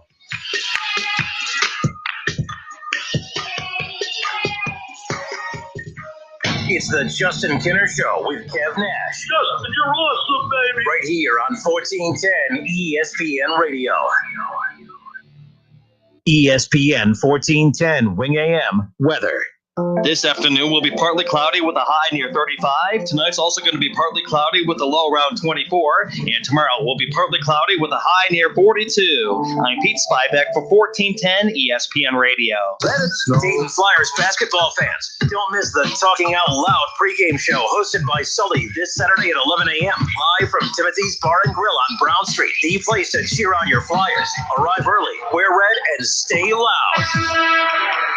Don't miss the only weekly hour of radio dedicated to Dayton Flyers basketball. It's Talking Out Loud, hosted by Sully. Thursday nights at 6 p.m. on Dayton's ESPN Radio, 1410 Wing AM, and online at wingam.com. Hey, what do you want to da-da-da? I don't know. What do y'all think we should da-da-da? Well, what did we do yesterday? Yesterday. All the dolls feel like the same doll these days. I know. Like, is today Monday or Tuesday? Today is Thursday. Oh, no, I forgot to call my mom on her birthday. Oh, no. No. These days, nothing is normal and everything is weird. But you could still save big when you switch to Progressive. That won't change. Not today or any day. Close your door at Progressive.com. Progressive Casualty Insurance Company and affiliates. Just close your eyes. Boo, you already got me an iPhone SE from Cricket. Okay. Open. A caribou. It's a reindeer, dear. In North America, it's called a caribou, Boo. No way. Well, I love my new iPhone SE and my new caribou. What's your name? It's Cherry Boo. Get the iPhone SE for $49.99 when you switch. Smile. You're on Cricket. Ends 1721. Excludes upgrades and AT&T ports. Limit 2 phones per customer. Activation fee $25 per line and additional one-time fees. $4 customer assistance fee may apply subject to change. Professional painters know waiting between coats for trim, doors, and cabinets to dry is time out of your day and money out of your pocket. Bare Premium Cabinet and Trim Enamel from the Home Depot lets you finish faster. With excellent flow and leveling, it dries to the touch in 1 hour. And less dry time means less downtime. Bare Premium Cabinet and Trim Enamel, just $39.98 a gallon. And that's before the Pro Extra discount. Only at the Home Depot. How doers get more done. Available in-store and online. The soothing scent of Vicks Vapor Rub. It's only one of the most iconic smells ever. That cooling, comforting scent generations of families have come to trust to help them feel better. And now you trust to soothe your family. Pick up some Vicks Vapor Rub in the little blue jar and wrap yourself with the calm only Vicks Vapor Rub can bring. Vicks Vapor Rub, always there for you. O'Reilly. Ready for an oil change? The professional parts people at O'Reilly Auto Parts have everything you need and will recommend the best options for your car. Like 5 quarts of Castrol GTX conventional motor oil and a MicroGuard filter, just $27.99. Plus, earn double O Rewards points and get a $10 gift card after mail-in rebate. Stop by O'Reilly Auto Parts today. O'Reilly Auto Parts. The Montgomery County Veterans Service Commission is here to assist veterans during this COVID-19 pandemic.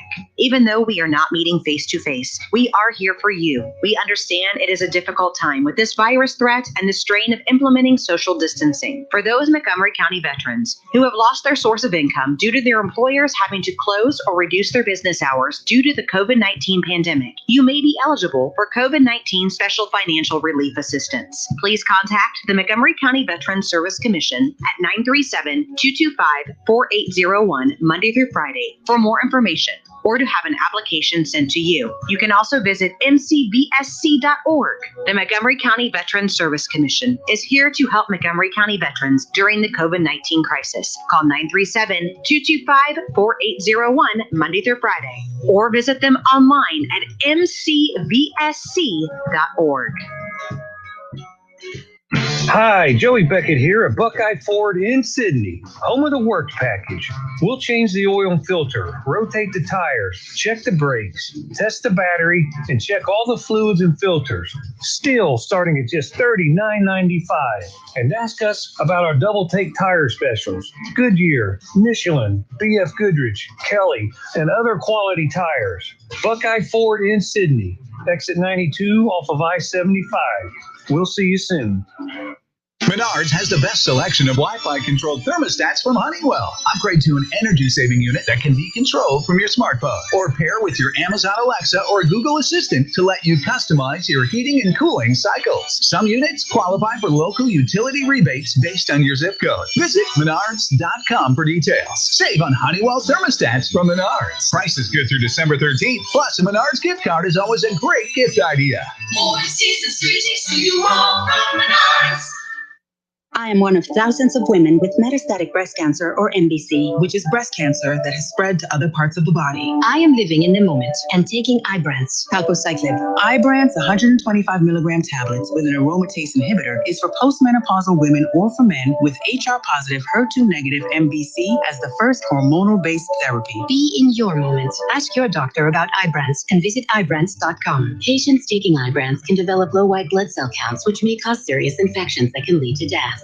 Ibrance may cause severe inflammation of the lungs that can lead to death. Tell your doctor right away if you have new or worsening symptoms, including trouble breathing, shortness of breath, cough, or chest pain. Before taking Ibrance, tell your doctor if you have fever, chills, or other signs of infection, liver or kidney problems, are pregnant, breastfeeding, or plan to become pregnant. Common side effects include low red blood cell and low platelet counts, infections, tiredness, nausea, sore mouth, abnormalities in liver blood tests, diarrhea, hair thinning or loss, vomiting, rash, and loss of appetite. If you need to hire, you need Indeed. Get quality candidates delivered from Indeed's resume database immediately when you upgrade your job post. Learn more at Indeed.com/credit. Don't miss the only weekly hour of radio dedicated to Dayton Flyers basketball. It's Talking Out Loud, hosted by Sully. Thursday nights at 6 p.m. on Dayton's ESPN Radio, 1410 Wing AM, and online at wingam.com. All sports, all the time. This is 1410 ESPN Radio.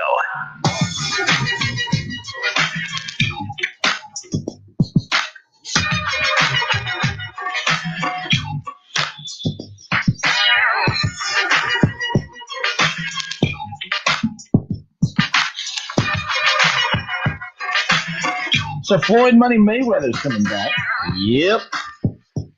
I actually think this is really exciting for boxing. I don't know if is it a good or a bad thing for boxing? The most popular things for boxing as of late, outside of the Tyson Fury match, back in February. Mm-hmm.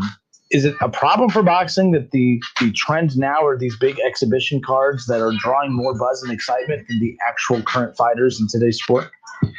Yeah, I mean, I could easily say like, oh man, because I still watch boxing and everything like that. No, it can't be. But in all actuality, it is, because that's what people are talking about. People are talking about the potential of another Tyson Holyfield exhibition match. They're talking about, obviously, with Floyd Money Mayweather taking on Logan Paul in February and everything like that. They're not talking about Danny Garcia fight on Saturday night, which I was watching, and he went up against Elroy, and it was a great fight, and I was locked in, but me and the small batch of friends that still watch boxing, we're the only ones talking about it.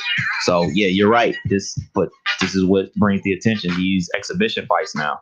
Yeah, we'll get into this more coming up in a moment, because the thing is, I'm not saying that there are not good boxers in the sport today. There are. I talk about this all the time.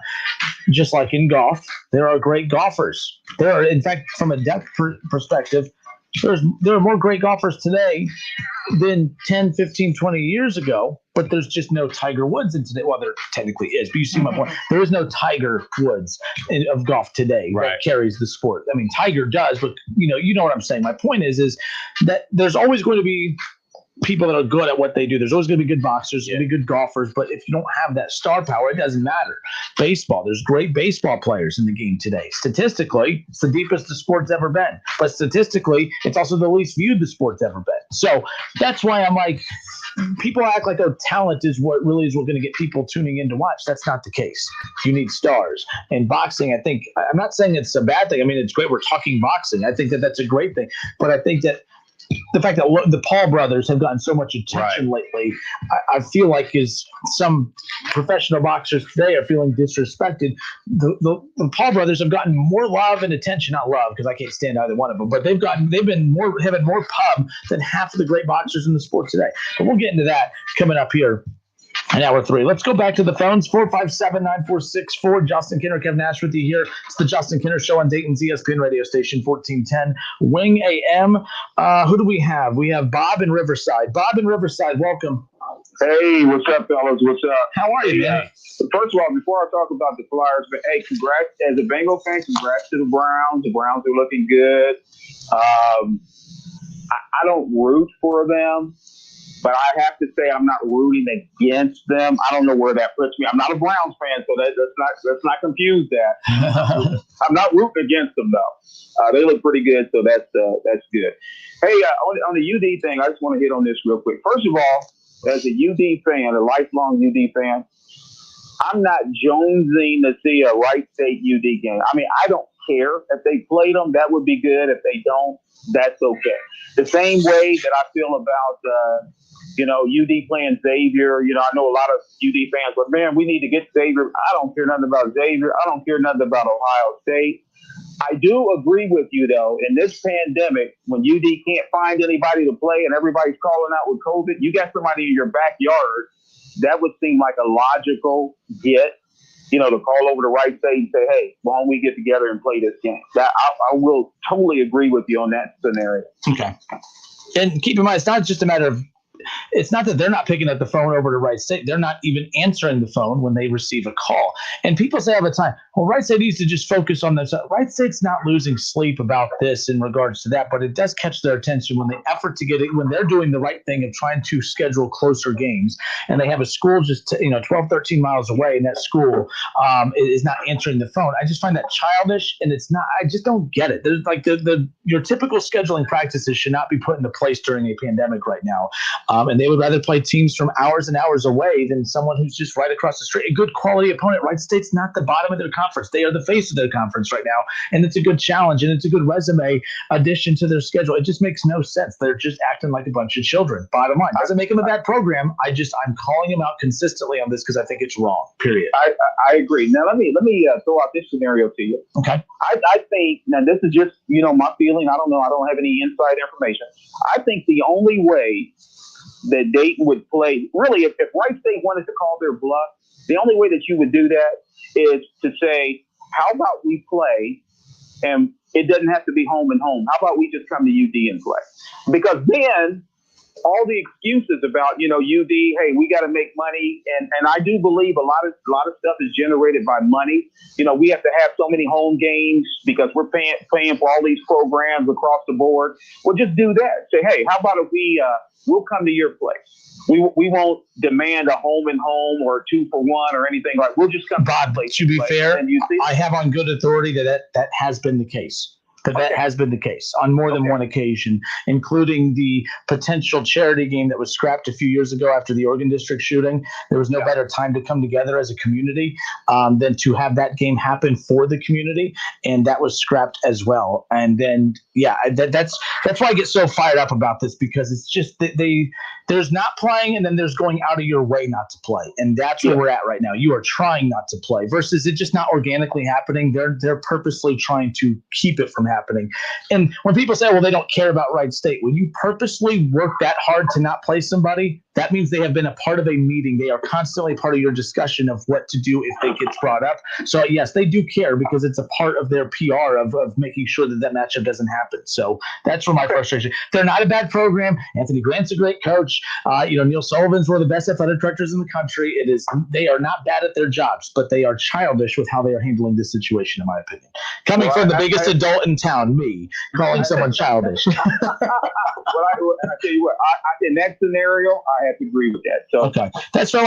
People don't understand when they hear me get all fired up about it. I can't believe you bash your hometown team, you hate on UD. I'm like, well, for one, there's multiple hometown teams in here. Yes, UD is the face of the city. I'm not bashing the program; it's a great program. But just because I have an isolated situation here that I'm targeting doesn't mean that I dislike the program or team. But it is what it is. But December, this Sunday is the 13th. It'll be 23 years. The last time they played was December 13th, 1997. 23 years ago.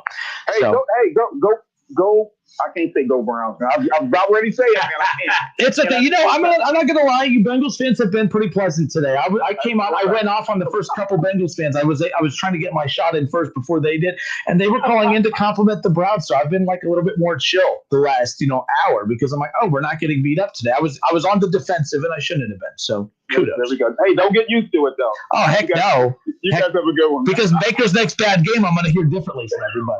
All right, man. You guys have a good one. You too, man. Take care. It's the Justin Kinner Show with Kev Nash. For 23 years, Kev. That's a long time, man. 1997 was the last time that these two teams played. Here's the history between UD and Wright State. And people get so annoyed when I bring this up, and I do not care. I really don't care. If you don't like it, I do not care. The one thing, I've done this in this city long enough where I have done things enough that people don't like, that their opinion of me doing certain things does not change me doing them. Like, that's the thing. I'm just not going to stop bringing it up because people aren't comfortable with it. The school and the program is used to the media backing down from it. Hell, the media in town anyways just mocks it. They just mock it anyways. I'm not mocking it. I think it's a mockery. They're making a mockery of the entire situation by disrespecting the situation. There's no reason for it to not happen. And people say, oh, well, it's the same thing as UD and Xavier. It's the same thing with UD and Ohio State. No, it's not. Xavier's not in this city. Ohio State's not in this city. Right. And to be fair, I've talked to Chris Holtman. He's fine with playing. There was efforts to get that game to happen, and then go read the newspaper. All right. Neil Sullivan says himself there's certain things that needed to happen to make it happen. And that was because they are trying to muscle their way into getting a game back here, which is not realistic. To actually expect Ohio State to come play at an A-10 school is not realistic. I don't care what anybody says. UD is worthy of having Ohio State come play at the arena, but you just don't see one of the top teams in the best conference in basketball in the Big Ten go play at an A-10 school. UD is not getting disrespected for who they are. You're just not going to see a Big Ten school go play at an A-10 school. But the gap between the Big Ten and A-10 is so significantly large compared to the gap between the A-10 and the horizon. That's where I get annoyed. The Xavier Cincinnati thing or Xavier UD thing, also not the same. It's not the same. Xavier's in Cincinnati. That's an hour south from here. We're talking about two teams in the same city. It is not the same. I get so annoyed when people bring that up. Well, UD does to Wright State what Ohio State and everyone does to that. No, it's not. There are different reasons why Ohio State and Xavier have their situation with UD compared to what UD has with Wright State, period. So I'll leave it at that. March 5th, 1988. Dayton beat Wright State 89-71. January 6th, 1990. Wright State won 101-99. December 11th, 1993, Wright State lost 83-56. They beat, either way. And this is at Dayton, at Wright State. I mean, just back and forth, back and forth. I mean, it is what it is. UD's 5-3 all time in the series. And the series may not ever happen again. Until they tell the donors no. I can't believe that. I can't believe that type of stuff. You know what? I can because I follow a lot of college football, and I know different situations where for instance, governors have got involved in certain matchups that make them happen. Obviously, Governor DeWine got a lot more important things on his plate right now than trying to make a basketball game happen between Wright State and UD. But this thing is pretty ugly. It's pretty ugly in my opinion that they won't play. You know what I'm saying? And it just seems like it's someone looking down on another group of people or organization or a school to say you're not worthy of being played is almost basically being little brothered. And I just don't view it that way, man. People take sports so serious and make their identity from sports, and they're so fearful of losing their identity. If they quote unquote lose to the little brother, they'll lose some sense of themselves. No, it's a game. It's a game. People win, people lose. That's the point of playing a sport. And that's a point of fanning out and enjoying sports. There's a lot of people from the city that go to Wright State. There's a lot of people from the city that go and went to UD. I don't see any harm in that. I don't see the point of them not playing. I think it'd be a cool thing for the city. Especially we talked about with the Oregon district situation, how cool would that have been, for the city, it was all about this whole come together stuff. How much will we come together in that situation? And, obviously it'd have been a lot of revenue generated from that situation to go to those families. And I just think it's a blown opportunity, man, and it's sad. Justin Kinner, Kev Nash with you here. Let's go back to the phones. We got Rob. Rob, welcome in. How are you? Rob, you still there? All right, well, let's get back to the phone conversations. Phone calls coming up here in just a moment. We're going to switch gears to college football coming up around the corner here in hour number 3. How about your Steelers kicking off here in 12 minutes? Let's get it. 5 o'clock. They have a game tonight. With 3 games in 12 days. Sounds like a good opportunity for them to pick up another loss and let the Cleveland Browns come back in to the Sound like they playing basketball. Sound like NBA schedule. So, all right. All right. 457-9464. We'll be back in a moment. Don't go anywhere.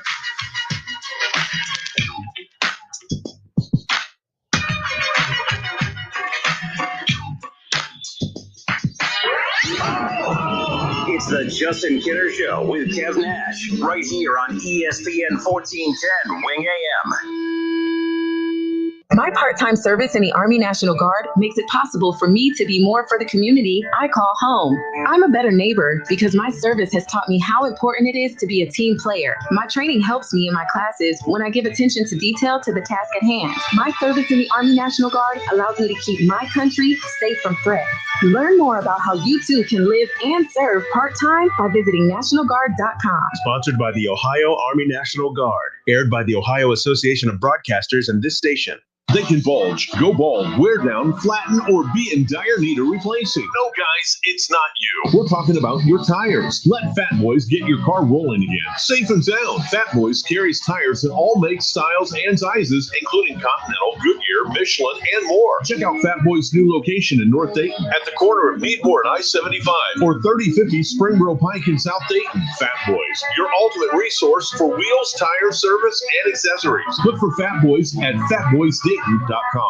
It's the most wonderful time of the year, and though this year may look different than others, we are reminded of what matters most. Family, friends, our wonderful guests, and dedicated team members who have been on the front lines this past year. We are forever grateful for all of your support. This holiday season, for every $50 you purchase in Roosters gift cards, you will receive a $10 Roosters bonus buck to treat yourself or pay it forward. From all of us here at Roosters, we wish you a very safe and healthy holiday season.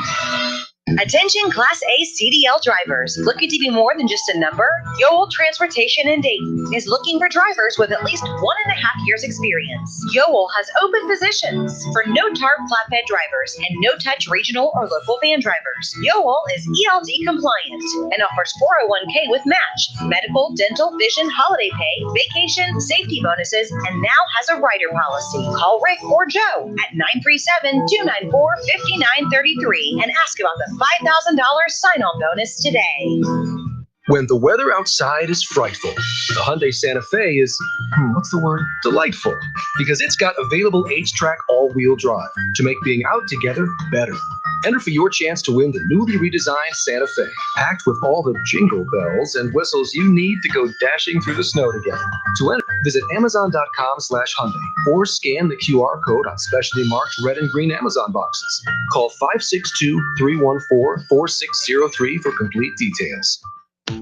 As a professional painter, you're only as good as your last job. Make it count with Behr Pro i300 interior paint from the Home Depot, starting at just $15.99 a gallon. And that's before the Pro Extra discount. You get superior hide and coverage, fast, easy application with a sprayer, roller, or brush. And you'll make sure your next job is your best job.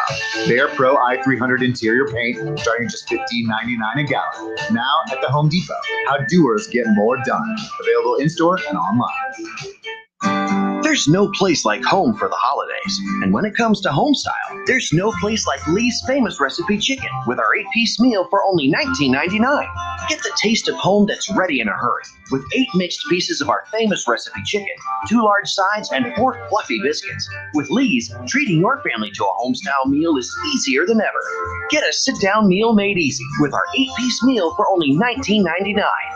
Only at Lee's, famous for chicken. Dell Technologies' end-of-year sale helps you save big on the latest business computers with Intel Core processors, all with free shipping. Call 877-ASK-DELL. Let it snow. Dayton Flyers basketball fans, don't miss the Talking Out Loud pregame show hosted by Sully this Saturday at 11 a.m. live from Timothy's Bar and Grill on Brown Street. The place to cheer on your Flyers. Arrive early, wear red, and stay loud. Don't miss the only weekly hour of radio dedicated to Dayton Flyers basketball. It's Talking Out Loud, hosted by Sully. Thursday nights at 6 p.m. on Dayton's ESPN Radio, 1410 Wing AM, and online at wingam.com. At Shell, we know from the time you get up to the time you wrap up, there's a lot of meetups, eat-ups, and hurry-ups. So come to Shell and get 3 things done at once. Fill up with Shell V-Power Nitro Plus to help keep your engine running like new. Save up with the Fuel Rewards program and never pay full price for gas again. And snack up with in-store rewards to save even more at the pump. Make the most of the stop you need to make with Shell and engines that continuously use Shell V-Power Nitro Plus premium gasoline. See full terms and conditions at fuelrewards.com. O'Reilly. Get professional tools this holiday season from the professional parts people at O'Reilly Auto Parts. We have hand tools and gift sets starting at just $7.99. Choose from hex bits, pliers, wrenches, socket sets, and more, all with a lifetime guarantee. Or make your holiday giving even easier with gift cards from O'Reilly Auto Parts. Stop by or visit O'ReillyAuto.com. O'Reilly Auto Parts. I saved big money with the Progressive Home and Auto Bundle, so I finally bought that new set of golf clubs. Watch out, Fairway. Here I come. This is not a real testimonial. Sure, customers can save big with Progressive, but your other expenses won't just disappear. Are those clubs going to help you when the hot water heater dies? Also, it sounds like your money is better spent on golf lessons. Time to go shoot the course record. No, but maybe time for a reality check. Progressive Casualty Insurance Company and Affiliates. It's time for some straight talk. Look, we all drop our phones. It happens. You fumble it, crack it, splash it.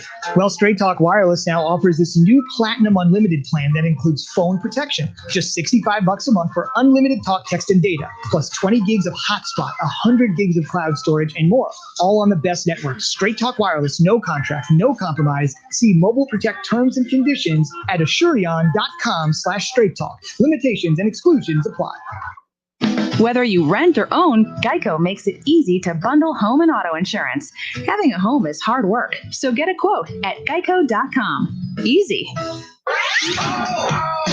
I can't wait till sports talk tomorrow because Just is going to be all over. He's one of the people from day one that says the Bengals need to get an offensive line to protect their vets. Don't miss the Justin Kinner Show with Kev Nash, weekdays at 3 p.m. right here on Dayton's ESPN radio station, 1410 Wing AM.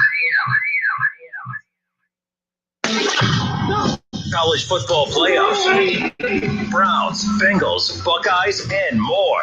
Catch the Keith Fire Show Mondays at noon on 1410 ESPN Radio. We are Dayton's home of the Ohio State Buckeyes. Into the end zone goes Chris Olave. KJ Hill, 6-yard touchdown catch. Right sideline and down he goes to the end zone. WING 1410 Dayton's ESPN Radio. It's the Justin Kinner Show, live here on ESPN Dayton, 1410 Wing AM. Tweet the show at 1410 Kinner or give us a call at 457-9464. We now send you to the Wing Studios in Kettering. Here's your host, Justin Kinner. We welcome you back. Justin Kinner, Kev Nash with you here. Doug Toby on Facebook says, and we're going to get into the college football playoff conversation here in a moment. A lot of interesting things happened over the weekend in the world of college football. How about the Buckeyes officially getting on the field, officially getting a game in? We'll talk about that. Doug Toby says 23 players were unavailable against Michigan State. Michigan, Ohio State point spread this week is 29.5 or 29.5. Was that a statement win for the Final Four? We'll get into some Buckeye talk coming up here in just a moment. So, it's going to be interesting what role that plays in moving forward. Look, I don't think it was a statement win. It was a statement game because Ohio State just needs to be on the field, going up against anybody with a pulse right now. Yeah. That's all that matters. So, no, I guess, by the way, the 29.5, I see that's kind of shifted a little bit. I heard it was 30 or what. Yeah. That's a hell of a line for Michigan. Man. 30? So, but there are reports that Michigan back out on the field practicing today. That's the most important thing. Put rivalries aside. Like that, last week when all this got stirred up, when Kirk Herbstreit brought up the fact that, he's hearing rumblings that Michigan can, to stick it to Ohio State, just go ahead and pull the plug on the game. But, by the way, until we get to Saturday morning, I'm really not confident saying this. I think it was wrong of people like Kirk Herbstreit should not have apologized. I don't think he should have apologized. I don't think he said anything necessarily wrong, but there is a difference. When you are an analyst in an analyst role, it's not a sports talk radio show where you get to come on with hot takes. I think there's a time and place for a hot take. Maybe he might have overstepped that. I think he lacked sensitivity towards everything going on to accuse a program that does have an actual outbreak of using that as a shield to play. But as I told you before, I do believe teams are using it as shields to get out of playing certain situations. I believe Maryland did that weeks ago. And the reason I say that is we as fans, Buckeye fans, accused Maryland of doing that, of not wanting to play Ohio State. That's why they did it. But then when they wanted Maryland to have the forfeit. Right. Ohio State does the same thing against Illinois, where they didn't meet the threshold to cancel. They ended up canceling. But we didn't look at it that way. We just said, Ohio State was being cautious. Right. Why is Ohio State cautious? But if Michigan does it, why are they not cautious? Why are they just trying to avoid Ohio State?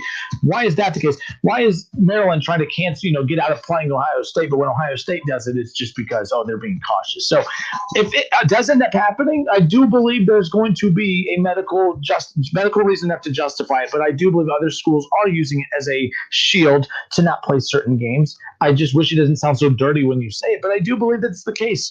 I'm totally on the other side, especially with the Maryland thing, because the following week they end up having to cancel a game because they had more people come down with COVID. And I was totally surprised that Ohio State was able to get on the field this past weekend, and I was happy they got a win. And, we got a pick 6 to make it 28-0, nice and early in the second quarter. I was able to take a nap at halftime. It was awesome. But I truly don't believe teams are, using COVID as an excuse not to play these games, because a lot of this money that they're generating, because that's why we're playing this football season. You know what I'm saying? They're playing this football season for one reason and one reason only, to make money. And if you're not on TV, you're not making that money. If you have a home game and you're canceling that home game for places that are letting fans into the building, you're turning away dollars. You're turning away potential millions of dollars from the gate. They make lots of money off that. So I don't think that they're turning away games because they're scared. I think they're turning away games because, look, man, we ain't got enough people to play. And it's just not the smartest thing in the world. For Michigan, I was never on that bandwagon to say, oh, man, they're ducking Ohio State. This is the one saving grace that Harbaugh has, is his pride. And, he played at Michigan. He knows what it's like to actually beat Ohio State. He's one of the few people up there that knows what it's like to beat Ohio State. So I don't think he's running from the opportunity. This is a situation where them getting a win over Ohio State could save his job. So I don't think he's running from Ohio State. I think that if they don't play this game, it's because of COVID. And I'm not backing off that. I think that they do, the Big Ten and Ohio State and Michigan need to be transparent with each other, at least, to say, hey, man, we need to make sure you guys are telling us the updates on your players by Wednesday. So if the Big Ten needs to make an arrangement for Ohio State to play another team that has an open date they need to make it happen. See, okay, fine. I'll intervene here. Here's why. There's going to be a purity standpoint here where Michigan is going to follow enough of the protocols of we just don't know. There will be a point where they do know whether they have to cancel the game or not. It's a matter of whether they'll be honest enough to announce when they won't be able to have the game. Mm-hmm. Because they can know tomorrow that, hey, we're not going to be ready to go by Saturday. Mm-hmm. Now, do they announce tomorrow that they won't be ready to go by Saturday, or do they wait till Friday, late Friday, to announce that they won't be ready to go by tomorrow and won't be enough time for Ohio State to have a makeup game? Those things exist. Why are we getting all being bummed out of shape because those realities exist? It's 2020. It's the year of the unknown. The Big Ten has done a horrible job of buttoning up these things. And what I mean is why have a threshold of what needs to be met to justify canceling a game? To have a threshold means to cancel a game. I looked at the wording today. For a team to be eligible to cancel a game without forfeit, they must have a certain percent of players be out for that game, scholarship players. All the cancellations for the Buckeyes this year, or for the Big Ten this year, or for Ohio State, I'm sorry, all the cancellations for Ohio State this year, none of them have met the threshold. So that's where that wording is where we're just like, so why have that wording in there if you're just going to sit there and say, to me, when it says the threshold that needs to be met is a certain percent of these players to justify cancellation, this has to be met. They weren't met. Teams just canceled. Why are we not screaming louder about forfeits? Why is Ohio State not saying that Maryland game should count and that should be a win for us? Well, they can't now because they did the same thing against Illinois, but they did it because they watched Maryland do it. This situation is the Big Ten's fault because they've been lax. Kevin Warren, I know is not a fan favorite, but he should have brought the hammer down. Said, Maryland, not try to be insensitive. It's unfortunate. But this is a loss. Unfortunately, it has to be counted as a loss because it's for the betterment of the conference. If that means, like, because the category of the total amount of games played for Ohio State is what's being hit here. That's where that could have come into play. I put out on my Facebook page over the weekend that if the Big Ten, if they're going to bend the rules or adjust the rules to benefit Ohio State, they need to do it in a way that is going to benefit the conference as a whole and not just Ohio State as a whole. Mm-hmm. If you're going to take the period out of the sentence that bookends the rule of minimum game requirements, you just need to change the entire process here of how we're going to name a Big Ten champion. Scrap divisions, top two teams, Ohio State, Indiana, part two. If it's really about what's best for the conference, that's what needs to happen. We don't need Ohio State in Northwestern in the Big Ten title game. Oh, and in Northwestern, they've only lost one game. Super, fantastic. That's not the second best team in the Big Ten. Indiana just won this past week against a good Wisconsin team. Forget Wisconsin's not a good defensive Wisconsin team. They did it with the backup quarterback, and they did it with defense, and they did it in the same way.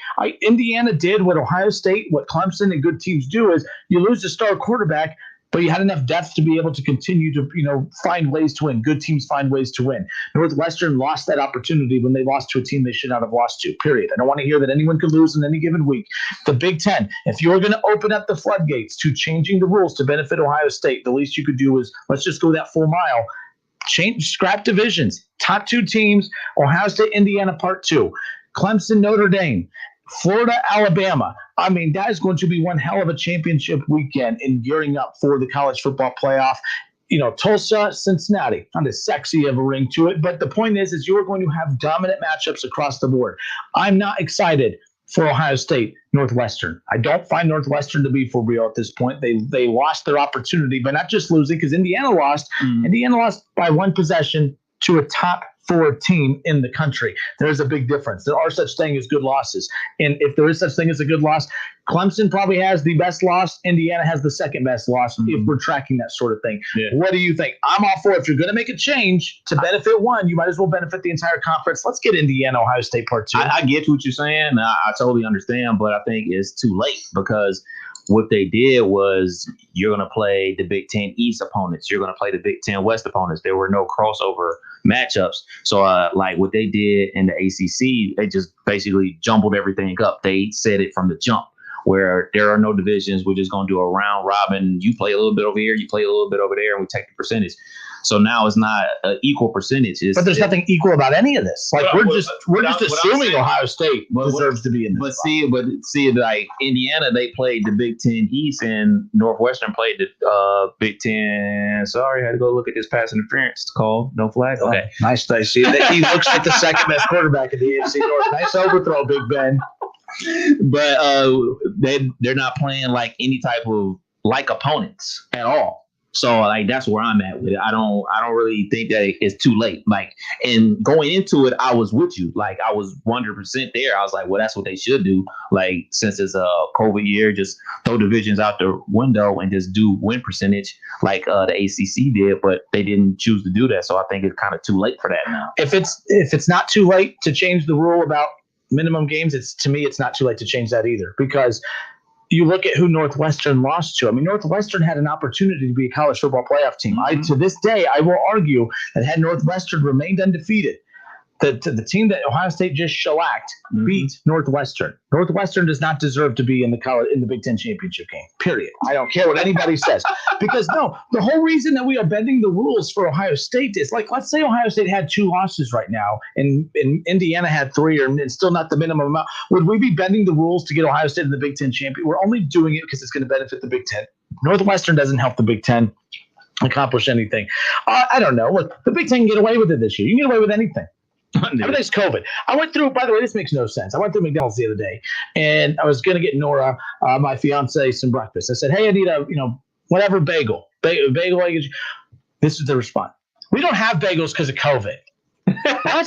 Like, see, we're just getting lazy with it now. Like, now, at the beginning it was, hey, we're going to have slower lines, limited people in the stores. Like, things are going to be slower because of COVID. Now we're just making stuff up. Like, yeah, like a bagel, egg, and cheese. Oh, we don't have bagels because of COVID. I'm sorry, come again. Went to a restaurant over the weekend. We ordered a certain kind of drink. Like, they have all these alcoholic drinks, but this one particular alcoholic drink this restaurant didn't have because of COVID. And I'm like, wait, what? Like, and it wasn't even a Corona. Like, it made no sense. I'm like, we're just making stuff up now. Like, my boss, hey, how come you were late today? Oh, well, COVID, cut me off. Cut me off, got stuck at a red light. Like, it makes no dang sense. But you can use COVID for any excuse right now. There are real COVID excuses and there are bad ones. And right now, Ohio State, you could justify it. No, by the way, outside of Northwestern fans, all 5 of them, who's going to be mad if the Big Ten provides Indiana, Ohio State Part 2? And it would probably be a boring game and not like the first one, but who knows? Maybe the blitz packages, the defense. It was the defense of Indiana that forced Ohio State to look as poor as they did that day. Mm-hmm. The offense may not be able, Penix Jr. may not be there, but the defense is what forced Justin Fields to throw 3 interceptions. Yeah, he helps. He helps. I'm all for it. I'm all for it. But it's going to be interesting moving forward. But yeah, people keep bringing up the fact that Ohio State, they're going to get plenty of games in. Even if they don't play this week, they'll get their 6th game of the season, and they don't need a Big Ten title to get into the playoff. We talked about some scenarios last week. We think they don't need it, but if the committee is looking at an 11-0 conference champion around the college football, even if it's the American, are you sure you're willing to gamble that the committee is not going to reward an 11-0 conference champion versus a 5-0 non-conference champion? Kev, that's not the risk you need to take. That's why I think that the Big Ten needs to do everything in its power to assure that Ohio State gets there. I agree that they don't need the Big Ten title, in my opinion, but you don't want to leave it up, because if you head into that selection Sunday, and the committee, it's coming down between Cincinnati, American Conference champion, 11-0, and 5-0 Ohio State. I'm sorry, that 6-game difference, even if it's a 5-game difference, that would worry me.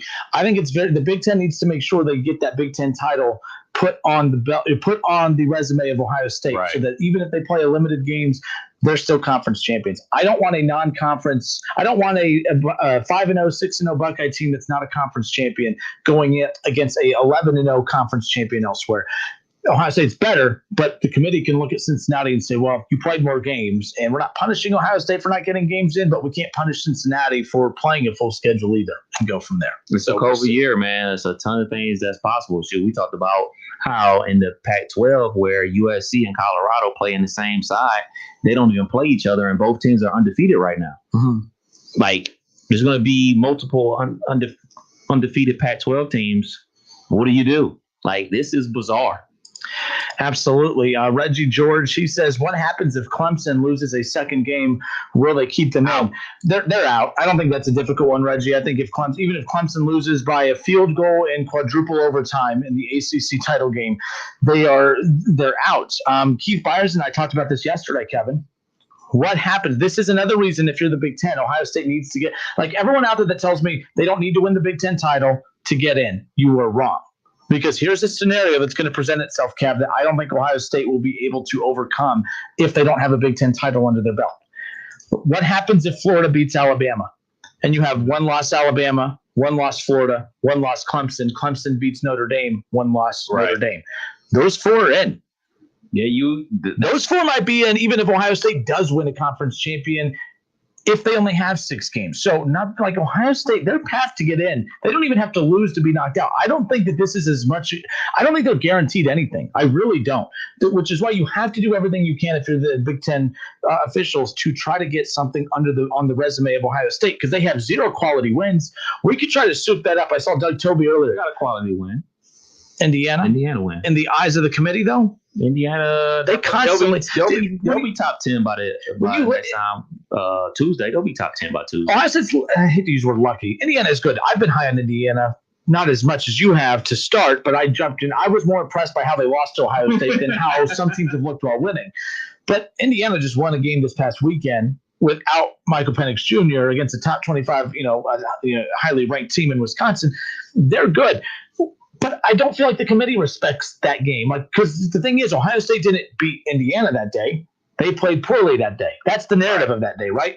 3 interceptions for Justin Fields, the defense giving up all those yards. It's not right. It's not how I'm viewing it, but that's how I'm perceiving it and hearing it from the analysis of all the shows we watch on ESPN and across the board. But they hate Ohio State, remember, the bias. So, but yeah. I think it's just a simple fact that it's the name Indiana. Because if that name was Wisconsin, Keith said the same thing, yeah. If that name was Wisconsin, they'll be probably sitting at 7 right now. Mm-hmm. It's the name Indiana, and that's something that I always talk about, equity. This is new for Indiana, and they don't have that name equity, that brand, because if this was Indiana basketball, they'd be number 2 in the country right now. But Indiana football doesn't ring any bells. It doesn't get anybody all excited and everything like that. Like we were talking about when it was a top 10 matchup, you weren't excited about the game until that game happened. And oh man, it's turned out to be a good game. And it was crazy. Indiana hung with Ohio State. The 24-point line didn't help. Kind of like this one coming up with that team up north on Saturday. But let me ask you, when Byers and I discussed this yesterday, it really got because I was with everyone. Everyone's losing their mind about Ohio State, the minimum game thing. I'm like, I don't care about the Big Ten title game. But then I started I had my notes and I started going through every possible scenario.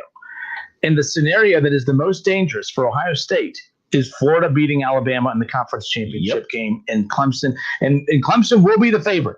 With Trevor Lawrence and that defense fully healthy, if that is the case, come the ACC title game here in a few weeks, Clemson will be favorited. They most likely will win. Who knows? But they most likely will win. If chalk happens, Clemson wins. Let's say Florida upsets Alabama in the SEC title game. Kev, this isn't a hot take. I'm not doing this to stir conversation. I don't think Ohio State gets in, because at that point, it's all about resumes. And Florida's resume, with the win over Alabama, even with the loss, unfortunately trumps anything Ohio State's done. Not me stirring the pot. It's not a super hot take. It's a realistic take from the committee. Same thing with Notre Dame, who's been in the top 4 all year. You lose in the ACC title game against what was supposed to be the number 1 team in the country all year. They're not getting punished for a loss either. We've already seen Clemson not get punished for a loss. Mm-hmm. And you're not going to take Alabama, who's been the number 1 team all year, and kick them out all the way from 1 all the way out to 5, unless Florida blows them out, which we don't anticipate. There's a good shot, Big Ten title or not. That scenario is what will keep the Buckeyes out of the playoff. Which of those 4 teams would you see Ohio State jumping over if that scenario plays out? I don't see one. I just don't. The Indiana win, which we just said it's a good quality win, I don't think that's enough ammo. Right, and that's why the Big Ten needs to do everything in their power to make sure Ohio State gets this 6th regular season game, and is in a Big Ten championship game to get a potential 7th game and a championship underneath their belt. Because if you look at everything the ACC did, the ACC bent over backwards to make sure that Clemson and Notre Dame not only are in the ACC championship game, but also both teams have a bye going into that championship game. They're doing what they have to do to make sure one of their teams is represented, if not 2 teams represented in the college football playoff. So you as a conference have to do what you have to do to make sure you get your representative the best path possible or opportunity to do that. So as far as them getting leapfrog, I mean, the game, the one obvious is the Clemson and Notre Dame situation. That's the one, because you look at Notre Dame, they've been up there all season. They have that victory over Clemson. As long as they don't get blown out the water, they're going to be in there. I think that Notre Dame is good as a lock to be in the college football playoff. As long as they don't get blown out by 20-something points, I think they're in. Ohio State. Oh, yeah. No, I'm just trying to think. I'm just trying to piece it together in my head. But like I don't see them. I don't see them jumping any of them in that scenario. I just don't. And if we're going to do if the philosophy that I think could happen benefits Ohio State, that's great because it benefits our team. But it's a dangerous philosophy that could hurt Ohio State moving forward. If we're just going to put Ohio State in because they're Ohio State and screw over a team that has a good resume compared to Ohio State, then we won't have a problem with it in Buckeye country, but it would be a big black eye on the committee's part because that's not COVID related. That's just elitism right there. And then that totally tips the scales. That's proving right there that if you're Northwestern, and we're talking about poor Cincinnati, poor others, there are Power 5 teams who probably from a brand perspective don't have a shot of ever making it because of that right there. Northwestern could have gone undefeated, win a Big Ten title, and probably still would have been kept out over Ohio State because it's Ohio State. The brand supremacy thing it's real, and we're going to talk about poor Cincinnati and others. I think the Northwesterns and the Indianas of the world. By the way, earlier when I talked about how the Big Ten needs to change the rule, 1 versus 2, that's also why I think that rule needs to happen. Indiana, a win over Indiana in the Big Ten title game, a top 10 Indiana team is going to be better than a win over, by the time we get to a top 15, top 18 Northwestern. So that's why I also brought up why the importance of having that Indiana game matters, because who you play on that final week, when we're talking about the lasting impression that Ohio State's going to have on the committee, blowing out number 18 or 19 Northwestern, or a win over a top 10 Indiana team, what's going to carry more weight? That's why I think the Big Ten, if you're going to adapt a rule to benefit Ohio State, adapt a rule to impact the whole conference, set up Indiana, Ohio State part 2. That's all. We'll see. The Justin Kinner Show with Kev Nash here on 1410 ESPN Radio. Tomorrow, ESPN Radio's Jason Fitz will join us. We'll dive into that conversation more about some of the college football playoff scenarios. Ron Howard says, Texas A&M, where do they sit? They're just annoying. They're in the way. Ron, there's nothing A&M can do. A&M's just hanging around. A&M and Cincinnati are in the same boat. They both just got to keep winning and hang around and just hope for chaos. Yep. But there is nothing they can do to get in moving forward. They have to be let in by something else happening. Yeah. Cincinnati, the same thing. So the only thing they can do is just keep winning. But there is no title game for A&M. Right. So they'll have another opportunity to get a win over another big time team. All they can do is just win the games that they're responsible for winning and hopefully Alabama loses to Arkansas this week and then loses to Florida in the SEC championship, and hopefully Florida it's a convoluted mess that they have to hope for something to happen. I think they're out, you know what I'm saying, no matter what they personally do. I think it's a 5-team race, and that 5-team race is Clemson, Notre Dame, Bama, Ohio State, and what did I say? 5 teams already? And Florida. Yeah, in Florida. Yeah, I'm telling you, the championship Saturday, championship weekend is going to be fun. Yeah. Clemson, Notre Dame, Alabama, Florida, hopefully Ohio State, Indiana, but it's going to be, at this point as a Buckeye fan, Ohio State playing it all is going to be huge. The thing is, they were with that offensive line. 3 guys making their very first start ever. They did a pretty good job protecting Justin Fields. Outside of those snaps. But I'm not going to critique that because that's kind of a given. Yeah. I feel bad for those guys. Jack Miller's first time playing center is in the game. That's rough, Yep. And he's going to be playing center next week versus that team up north. As I think about it, this is 3 teams for 2 spots. Because I think we both can agree, as long as they don't get blown out, Notre Dame is in there. As long as Bama doesn't get blown out, they're going to be in there. Those teams are pretty much locked to make the college football playoff. Ohio State's not a lock. I don't care what anybody says. People keep telling me Ohio State's a lock. They're not a lock, folks. They're just not. I'm sorry. They're not. They're talent. They are as good as any of those 3 teams. But we talked about it's not about the 4 best teams. It's about the 4 best resumes. And the fact that they have one of the 4 best rosters is keeping them in the hunt. That's why they still have a shot. But from a resume standpoint, if I'm Coastal Carolina, I'm pissed. Right. If I'm Cincinnati, I'm angry. If I'm BYU up into this past weekend, I'm also upset because Urban Meyer even said it last week. Ohio State's resume is just not good. Cincinnati's resume is way better. Right. But and that goes to my point about, games have to matter. You can't just say these teams should be in the playoff because they're a brand name team or they rank this high in recruiting rankings and everything like that. The games actually have to matter. And for Ohio State situation, we as Buckeye fans have to be rooting for Alabama. We got to root for Notre Dame to make sure these other teams don't sneak in and take a spot. We got to make sure root that Florida doesn't take a spot. We got to root and hopefully Clemson doesn't take a spot. You know, if those things happen and Ohio State takes care of the business, they'll be in it without a doubt. But there is doubt because they have to play those matchups. And if we saw anything, we're expecting Clemson to be back at full strength. We're expecting Clemson to win. So if we're expecting Clemson to win, that means they're in. And then also means Notre Dame's in. And then if you get an upset from Florida, you know they're in.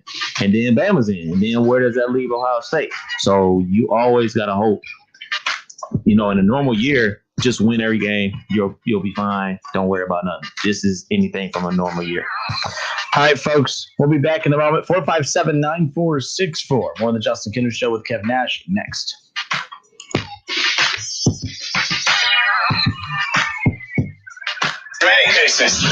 It's the Justin Kinner Show with Kev Nash, right here on ESPN 1410 Wing AM. ESPN 1410 Wing AM weather. This afternoon will be partly cloudy with a high near 35. Tonight's also going to be partly cloudy with a low around 24. And tomorrow will be partly cloudy with a high near 42. I'm Pete Spivak for 1410 ESPN Radio. Dayton Flyers basketball fans, don't miss the Talking Out Loud pregame show hosted by Sully this Saturday at 11 a.m. live from Timothy's Bar and Grill on Brown Street. The place to cheer on your Flyers. Arrive early, wear red, and stay loud. Don't miss the only weekly hour of radio dedicated to Dayton Flyers basketball. It's Talking Out Loud, hosted by Sully, Thursday nights at 6 p.m. on Dayton's ESPN Radio, 1410 Wing AM, and online at wingam.com. The soothing scent of Vicks Vapor Rub. It's only one of the most iconic smells ever. That cooling, comforting scent generations of families have come to trust to help them feel better. And now you trust to soothe your family.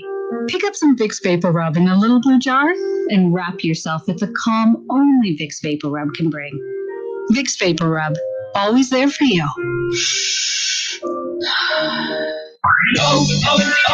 O'Reilly. Ready for an oil change? The professional parts people at O'Reilly Auto Parts have everything you need and will recommend the best options for your car. Like 5 quarts of Castrol GTX conventional motor oil and a MicroGuard filter, just $27.99.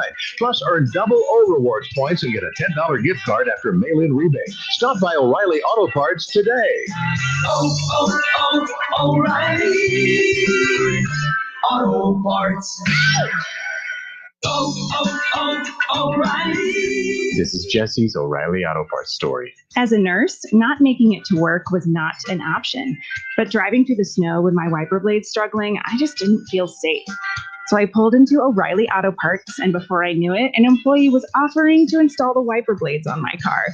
I got to stay out of the snow for a moment, and I still made it to work on time. O'Reilly Auto Parts.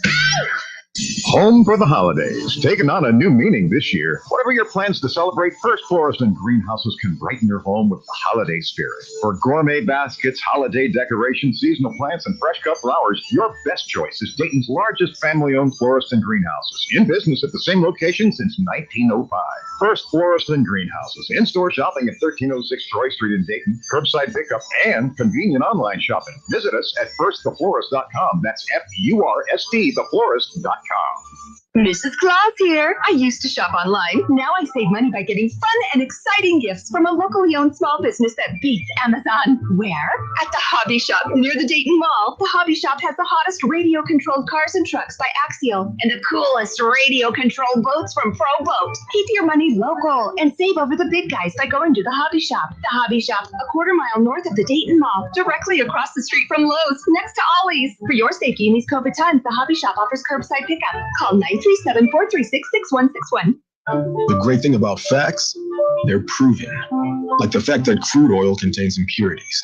Or that base oil made from natural gas is 99.5% free of impurities. And the fact that Pennzoil is the first synthetic motor oil made from natural gas not crude oil. It gives you unbeatable engine protection. The proof is in the Pennzoil. Based on Sequence 4A wear test using SAE 5W30. Available at AutoZone and AutoZone.com. Where is your haircut gone? We know you don't get out as much. You don't drive by your regular Sport Clips and pop in for that MVP haircut experience that is so much more than a haircut. But isn't it worth getting out for? For that legendary hot steam towel for your face, massage and shampoo that makes you melt into your seat. Oh man, you remember that, right? We found your haircut. It's right where you left it. Sport Clips. It's good to be a guy. At Lee's, home style can happen anywhere. Stop by Lee's Famous Recipe Chicken for comfort food made easy with our home style bowl combo for only $5.49. Savory mashed potatoes, topped with a chopped golden brown breast strip, sweet corn, gravy, cheddar cheese, and served with a regular drink. Get a sit-down meal made easy with Lee's home style bowl combo for only $5.49. Only at Lee's, famous for chicken. This year, get a gift for the crew and something for you, too. Shop Lowe's in-store or at Lowe'sForPros.com for brands like DeWalt, Metabo, HPT, Yeti, and more. While supplies last, U.S. only. Listen, stream, and now watch. Don't miss the Justin Kinner Show with Kev Nash. Weekdays at 3 p.m. on Dayton's ESPN radio station, 1410 Wing AM.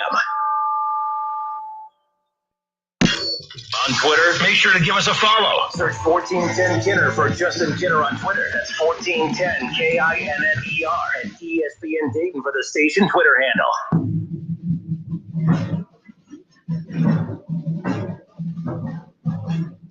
All right, then we are back. Justin Kinner, Kev Nash with you here on 1410 ESPN Radio. Let's see. Back to the comments section we go. Dennis says they are a lock if they beat Michigan and win the Big Ten. Of course, I asked the question earlier, are the Buckeyes a lock to make the college football playoff? Because over the weekend, I threw out my suggestion that the Big Ten, if they're going to adapt the rules to eliminating the minimum game requirement for Ohio State to participate in playing the Big Ten title game, they don't need to stop there. They need to continue with the changes. They need to wipe out divisions and take the two best teams and put them in the Big Ten title game, the two best teams being, of course, Ohio State and Indiana, because that helps the conference. Now, those of you out there who are saying, well, it doesn't matter because Ohio State's going to be a double-digit favorite against Indiana or Northwestern. Well, put it this way. It doesn't matter about the line of the game. All that matters is the only number that matters for Ohio State as far as who their opponent is come the Big Ten championship game. It is going to be the team that has the higher number in front of their name. And the team that's going to have a higher number in front of their name is going to be Indiana. Indiana has a resume that actually kicks Ohio State's resume's ass. Like, it's way better than Ohio State, even though they've lost to Ohio State. Like, Indiana's the real deal. I don't think Indiana's the real deal in regards to being an equal to an Alabama, an Ohio Florida, those type of teams. I don't think that Indiana is truly as good as Ohio State, but they have earned the right to be in that discussion based on the fact that a loss has been stronger for them than half the wins for a lot of teams in the college football playoff conversation.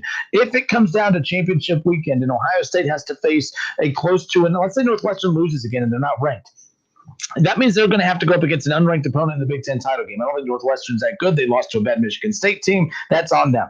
You can't. I mean, at this point, every week is a playoff game now, moving forward for a lot of teams. So it doesn't matter. You've lost games that matter. That's where I'm at with Northwestern. Indiana, it's very important that Ohio State plays them because while Florida and Alabama are going head-to-head in their title game, and Clemson and Notre Dame are going head-to-head in their title game, Ohio State needs a stronger opponent. That needs to be Indiana. I do not believe that Ohio State's a lock. They're just not. There is no way that you can convince me that Ohio State is a definitive lock in making the college football playoff. They've only played 5 games. They don't have any good quality wins in regards to the Indiana game, which is technically their quality win. Not my real opinion. I don't think that the league or the committee values that win. I don't think they look at Indiana as a good win for Ohio State. It's not my opinion. My opinion is that the league thinks that. All right. Which is why I think Ohio State needs a top 10 opponent in the Big Ten title game, which would definitely help. But at 6-0 and Big Ten champions, That still, to me, is not going to guarantee them getting in when you have a Florida team that would beat the number one team in the country in Alabama in their title game and wins the SEC, the best conference in football. That's going to carry Florida into the playoff. You're not going to take the number one Alabama Crimson Tide and take them from 1 to 5. It's just not happening. Notre Dame has already beat Clemson this year. They've been in the top 4 all year. Let's say they lose a one-possession game to Clemson in the ACC title game. You are not going to punish Notre Dame for losing to a team that they technically already beat. So if it's a close win for Clemson, you are also not going to knock out Clemson, who has been in the top 4 since it started. Now, you could say, well, you're not going to knock out Ohio State, who's been in the top 4 since it started. When you are hanging on by a thread, like Ohio State is, from a total games perspective, from whether or not you'll even be a Big Ten champion perspective, from everything, Ohio State's in trouble. I do not think that they are a lock. You cannot convince me that they are a lock. The scenario where Florida beats Alabama and Clemson beats Notre Dame, which is a very good possibility, that right there is why you cannot convince me Ohio State's a lock. If that scenario happens, if Clemson beats Notre Dame and Florida beats Alabama, there is not a thing Ohio State can do between now and Selection Sunday to guarantee a spot in the playoff. The only thing that I will say is Clemson can beat Notre Dame and Clemson will both be in there. The only thing we really need to worry about is Bama in Florida. Long as Bama wins that game and Ohio State handles their business as we're all expecting them to do, they'll be in. That Florida game is the one. The Florida Bama game is the one, because that's the chink in the armor that nobody expects. You know, we all know that it's been in recent years, Bama, Clemson, Ohio State, add your Oklahoma. But now we have an extra team in there.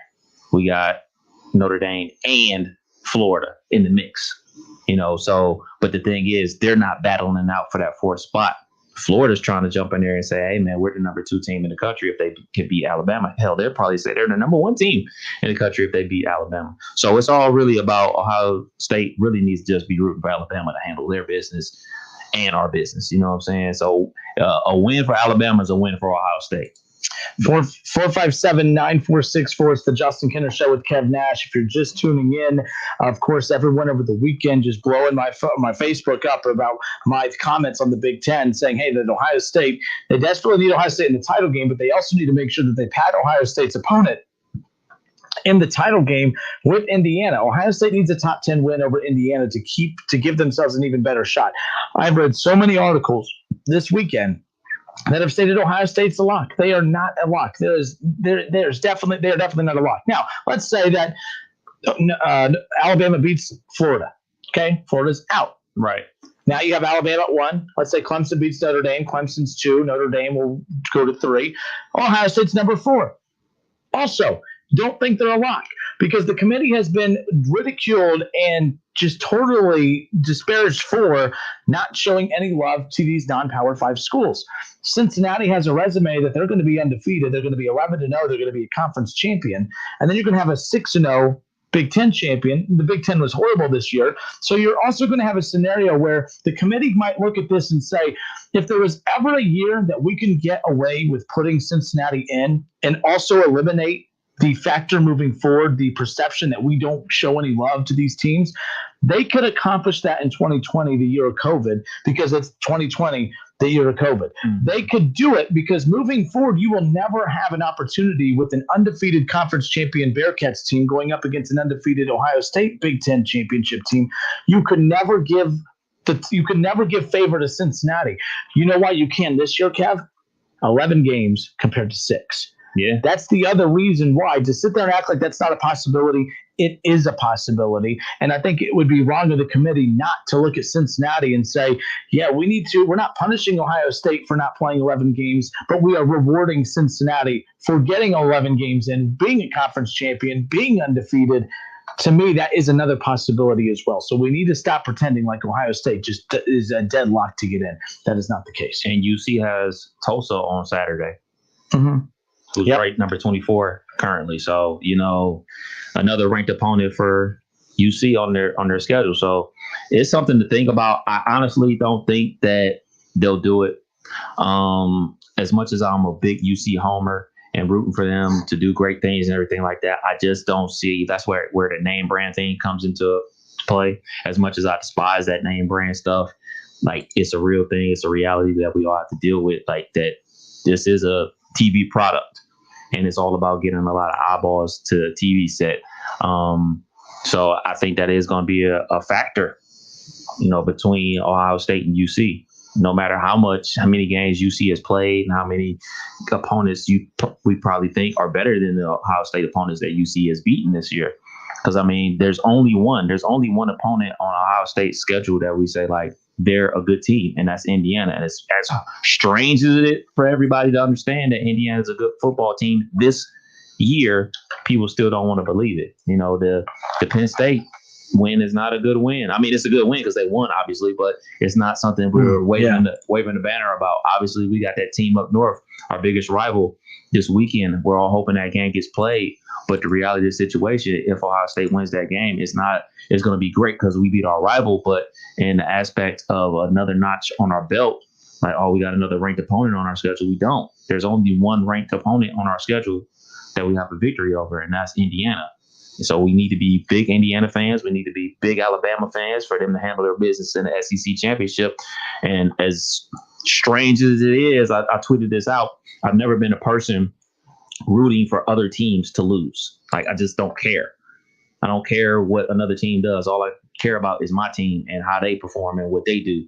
Because I believe if my team wins their games, they don't have anything to worry about. But in a COVID year, we got everything to worry about. Yep. 457-9464. Lamar Shelley, he says that the one-loss team like Clemson would be in trouble before undefeated teams like Ohio State in regards to Cincinnati. Yep. No, Clemson's in, folks. Like, if Clemson loses again, they're out. But that one loss for Clemson, it has not impacted them at all. Clemson is fine. They are in. If they get in, they're winning the national championship. Clemson Tigers are Trevor Lawrence company. Like, they've been my championship pick since before the season started. No, I'm not a Buckeye hater. I don't have a homer approach to anything. I just tell her, like I say, Clemson's the best team in college football. The only reason they're not number one right now is because they did lose without their starting quarterback, without some of their top defensive players there. So that's kind of where I'm at as far as that goes. But no, the one-loss team like Clemson that you referred to, that they're not the one. If it came down to Ohio State, yes, they're undefeated, but they played 6 games. I'm sorry, but that's not enough when you're looking at teams who got a full 10-plus game schedule in. And if you want to say, well, it's not Ohio State's fault, well, the committee may not be punishing Ohio State, but they might be looking at the Big Ten saying, hey, you didn't manage this properly. We're not going to bail you out by letting your team in just because we're not going to reward you for not doing this. These other conferences, they found ways to make it work. They found a schedule that was doable in regards to having makeup games at the end of the year. The committee is not going to bail the Big Ten out just to bail them out. And people say, well, ratings. Ohio State's not the only team in the country that's going to get ratings. Period. Like that's not the right mindset to have. It's a reasonable mindset to have, but to act like Ohio State, the committee has more times than not picked against Ohio State in the playoff. It's not that crazy to think that they will not pick Ohio State. I don't think a 6-0 Big Ten champion is a lock to get in. I just don't see it. Check this out. There's 9 undefeated schools left in college football: Alabama, UC, Notre Dame, Coastal Carolina, Ohio State, Colorado, USC, Buffalo, and San Jose State. Yeah, and why are we in our elitism over here at Ohio State is, well, they didn't get all their games in, but they need to be rewarded anyways. Well, where's that? Is the Pac-12? What if USC, and we talked about this, USC, those guys, they could end up undefeated. Yeah, USC and Colorado could both end up undefeated, and they don't even play each other. Lamar says, then don't bail out Clemson for them losing with that. They're not bailing them out. Clemson is going to get 10-plus games in. That's not bailing them out. Clemson's not being bailed out for anything. And again, I get what you're saying. What he's trying to say is that if you're willing to bail Clemson out, who has a loss due to a COVID reason of not having a quarterback and a couple key defensive players, then Ohio State, then if we can't bail them out for not having enough games because of COVID, keep in mind, Lamar, you're looking at it as being bailed out because of COVID. The committee is not going to bail Ohio State out because they're not going to bail the Big Ten out. I don't think the committee is going to help the Big Ten.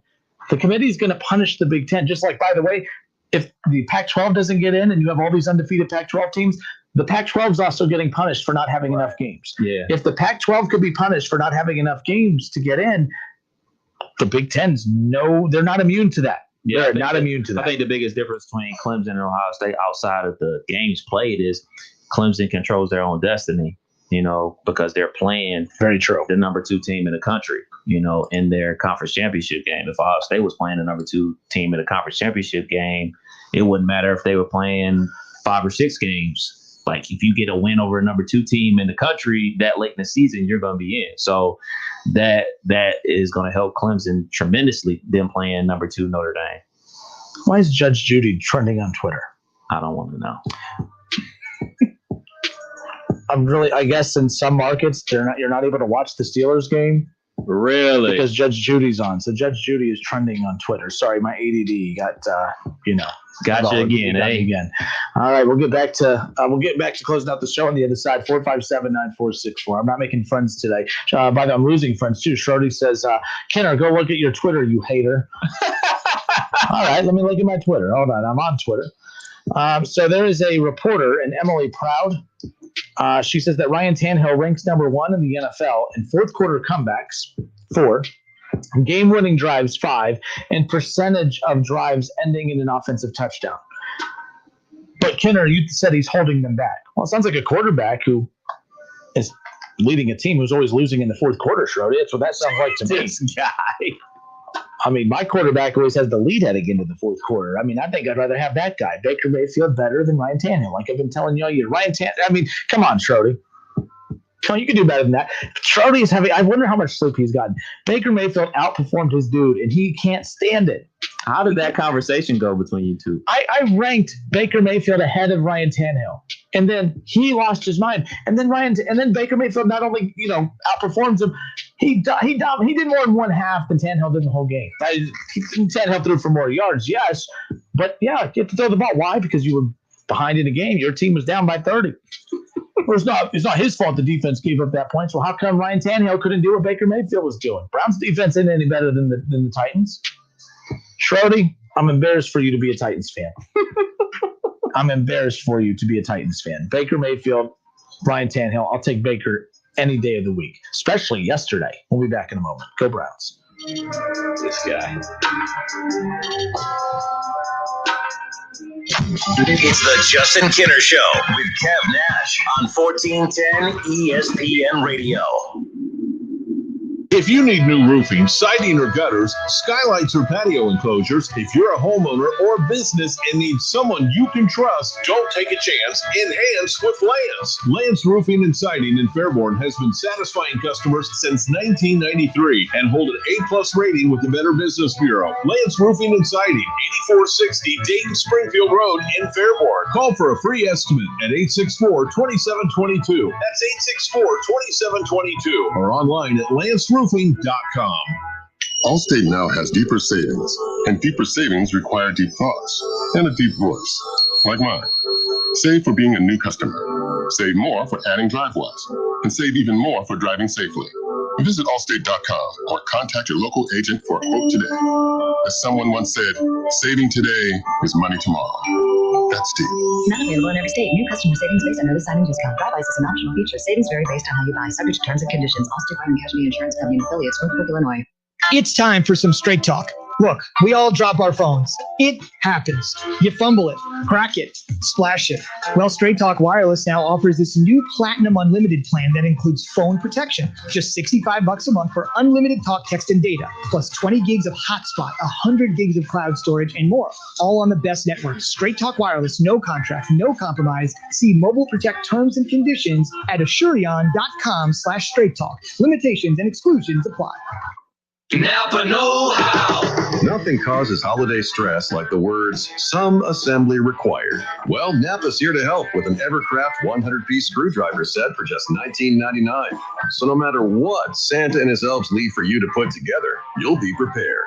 So save on the Evercraft 100-piece screwdriver set and other great tools from Napa. Quality parts, helpful people. That's Napa know-how. Napa know-how. At participating locations while supplies last. Offer ends 12/31/20. For the one standing guard. For the eagle-eyed. For the knights in shining armor. And for all those who support them.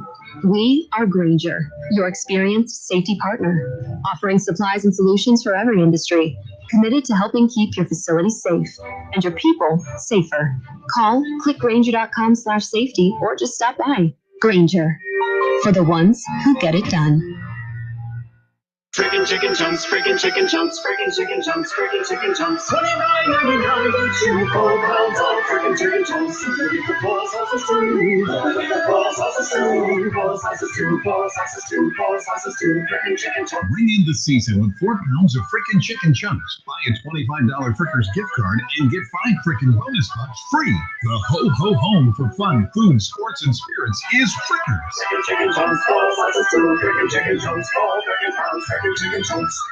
At Meadowbrook at Clayton, our state-of-the-art golf simulators are ready for play. Book your tee times now and get our special rate of $15 per half hour for up to 4 people per simulator. Here's your chance to play some of the great golf courses around the world, including Kiowa Island, Harbor Town, and Spain's Valderrama. Weekday and weekend hours are available, and safe prepackaged snacks and drinks are only steps away. Go online to meadowbrookatclayton.com for details. Everyone is welcome, so call and reserve your times now.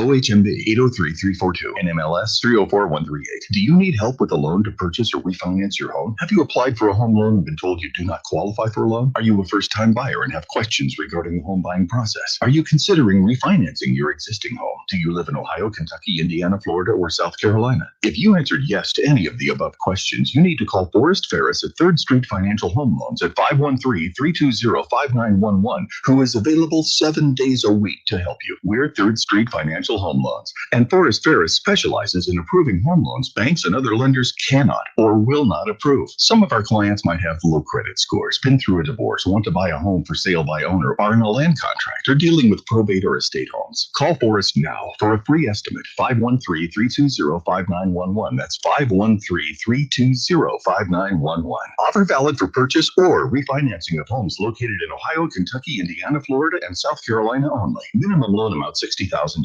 Limitations and restrictions apply. Cordell Transportation is now hiring for brand new home daily dedicated lanes. Earn up to $1,620 per week. A $2,000 sign-on bonus, medical, dental, vision, company paid life insurance. Apply online at CordellTransportation.com.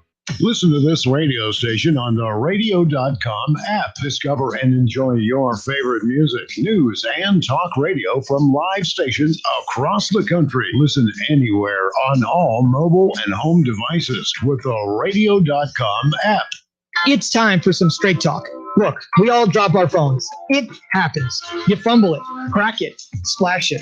Well, Straight Talk Wireless now offers this new Platinum Unlimited plan that includes phone protection. Just $65 a month for unlimited talk, text, and data, plus 20 gigs of hotspot, 100 gigs of cloud storage, and more.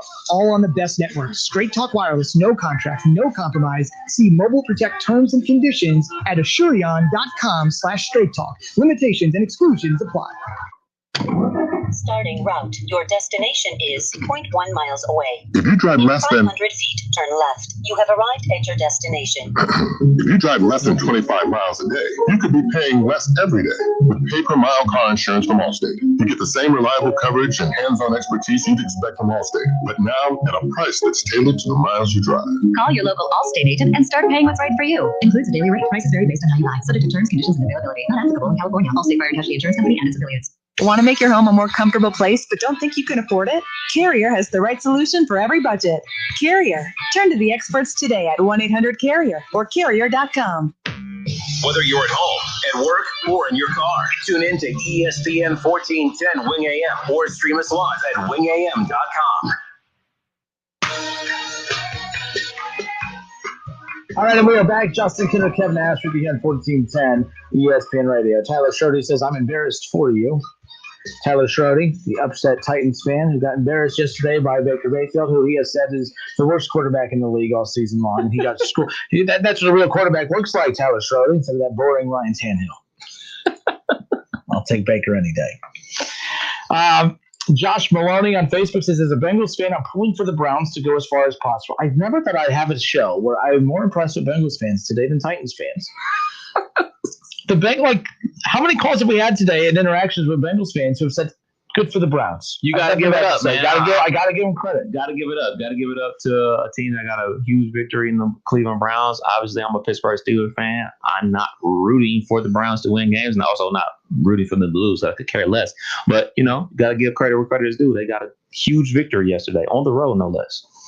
We also talked today, too, about, of course, everyone that thinks Ohio State is a lock to the playoff if they win out. I do not think that at all. I think when you only play 6 games, you are vulnerable. And, of course, this brings out some of these comments. Gotta love it. Ohio State, this comes from Alex Sheets. Not a homer at all. He just is holding a humongous Ohio State flag in his picture. So that's how we're going to start this. He says, Ohio State beats Michigan and beats a ranked Northwestern team. They are not getting left out. No way in hell. If you think they are, you clearly do not follow college football.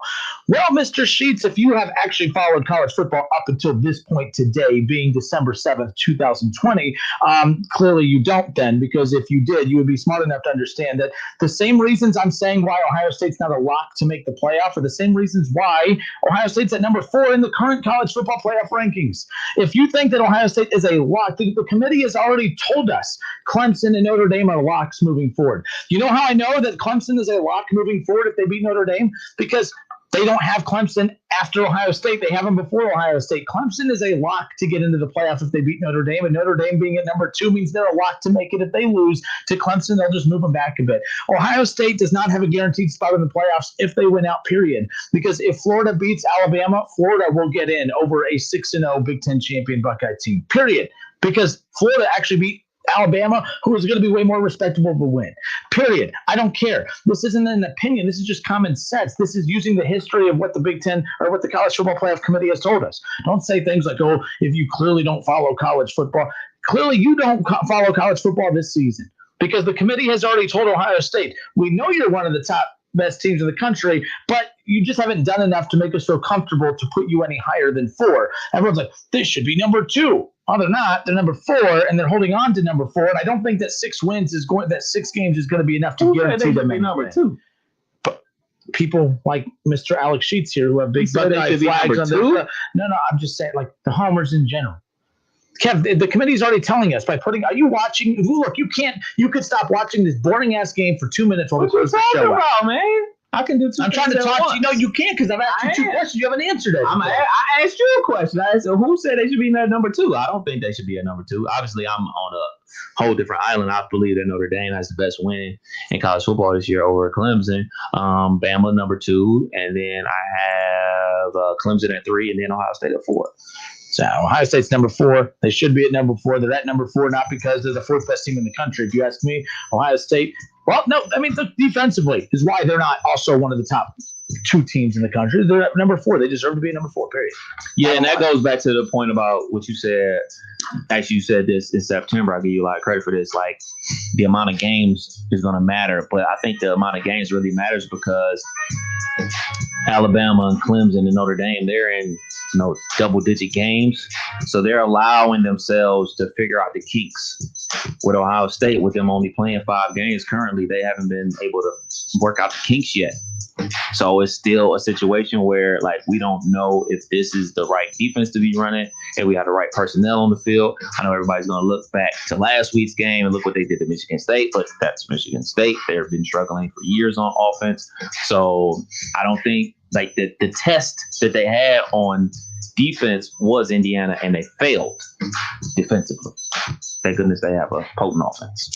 Absolutely. And look, I'm not saying Ohio State's not one of the 4 best teams in the country. I just don't think their resume is one of the 4 best. And that's going to hurt Ohio State. 6-0 Big Ten champion. Big Ten champion is great. But if Florida beats Alabama and Clemson beats Notre Dame, I'm sorry, Mr. Where'd he go? Alex Sheets. They're not getting in. I just don't see that. Roll Tide. They're not. All right, folks, have a great night. We'll do this again tomorrow. Just a reminder, the Dayton Flyers, who are too afraid to play the team just 13 miles away in the Wright State Raiders, will take on the 5th or 6th best team in that same conference in Northern Kentucky tomorrow night, 7 o'clock at the arena. Wright State and UD have not played in 23 years, and it's going to be 24 years because the athletic director there is too afraid to schedule the Wright State Raiders. So just keep that in mind. Wright State does not fit the scheduling model of the Flyers to make the NCAA tournament, but somehow the fifth or sixth best team in that same conference is good enough. I don't know. I've never been an athletic director, but I think that's wrong. I think they're making the wrong decision. So just a reminder, and keep in mind tomorrow, people think that Wright State and KU are the same team. They're not. NKU is ranked 203rd in the Ken Palm rankings. Wright State is 100 spots higher. So when they blow out NKU tomorrow, I don't want to hear people say, oh, well, that's what they would do to Wright State. No. That's what they do. They've already, that's not going to happen. Period. Like that's. Anyways, I just want to throw that out there. Just bring it up. So tomorrow night, what's your Twitter again? At 1410 Kinner, KINNER. Cool. So UD, when they blow them out tomorrow, which they will and they should, I don't want to hear, that's what they would do to Wright State. No. Anyways, have a good night, everybody. Take care. Go Browns! And when I woke up this morning, I was feeling pretty dangerous. It's the Justin Kinner Show with Kev Nash, right here on ESPN 1410 Wing AM. All those mouths to feed. So many different cravings. In a world filled with endless dinner options, lives a family ravaged by hunger. The answer lies with one man. No, not just a man, a king, a pizza king. Get a large Casanos Deluxe pizza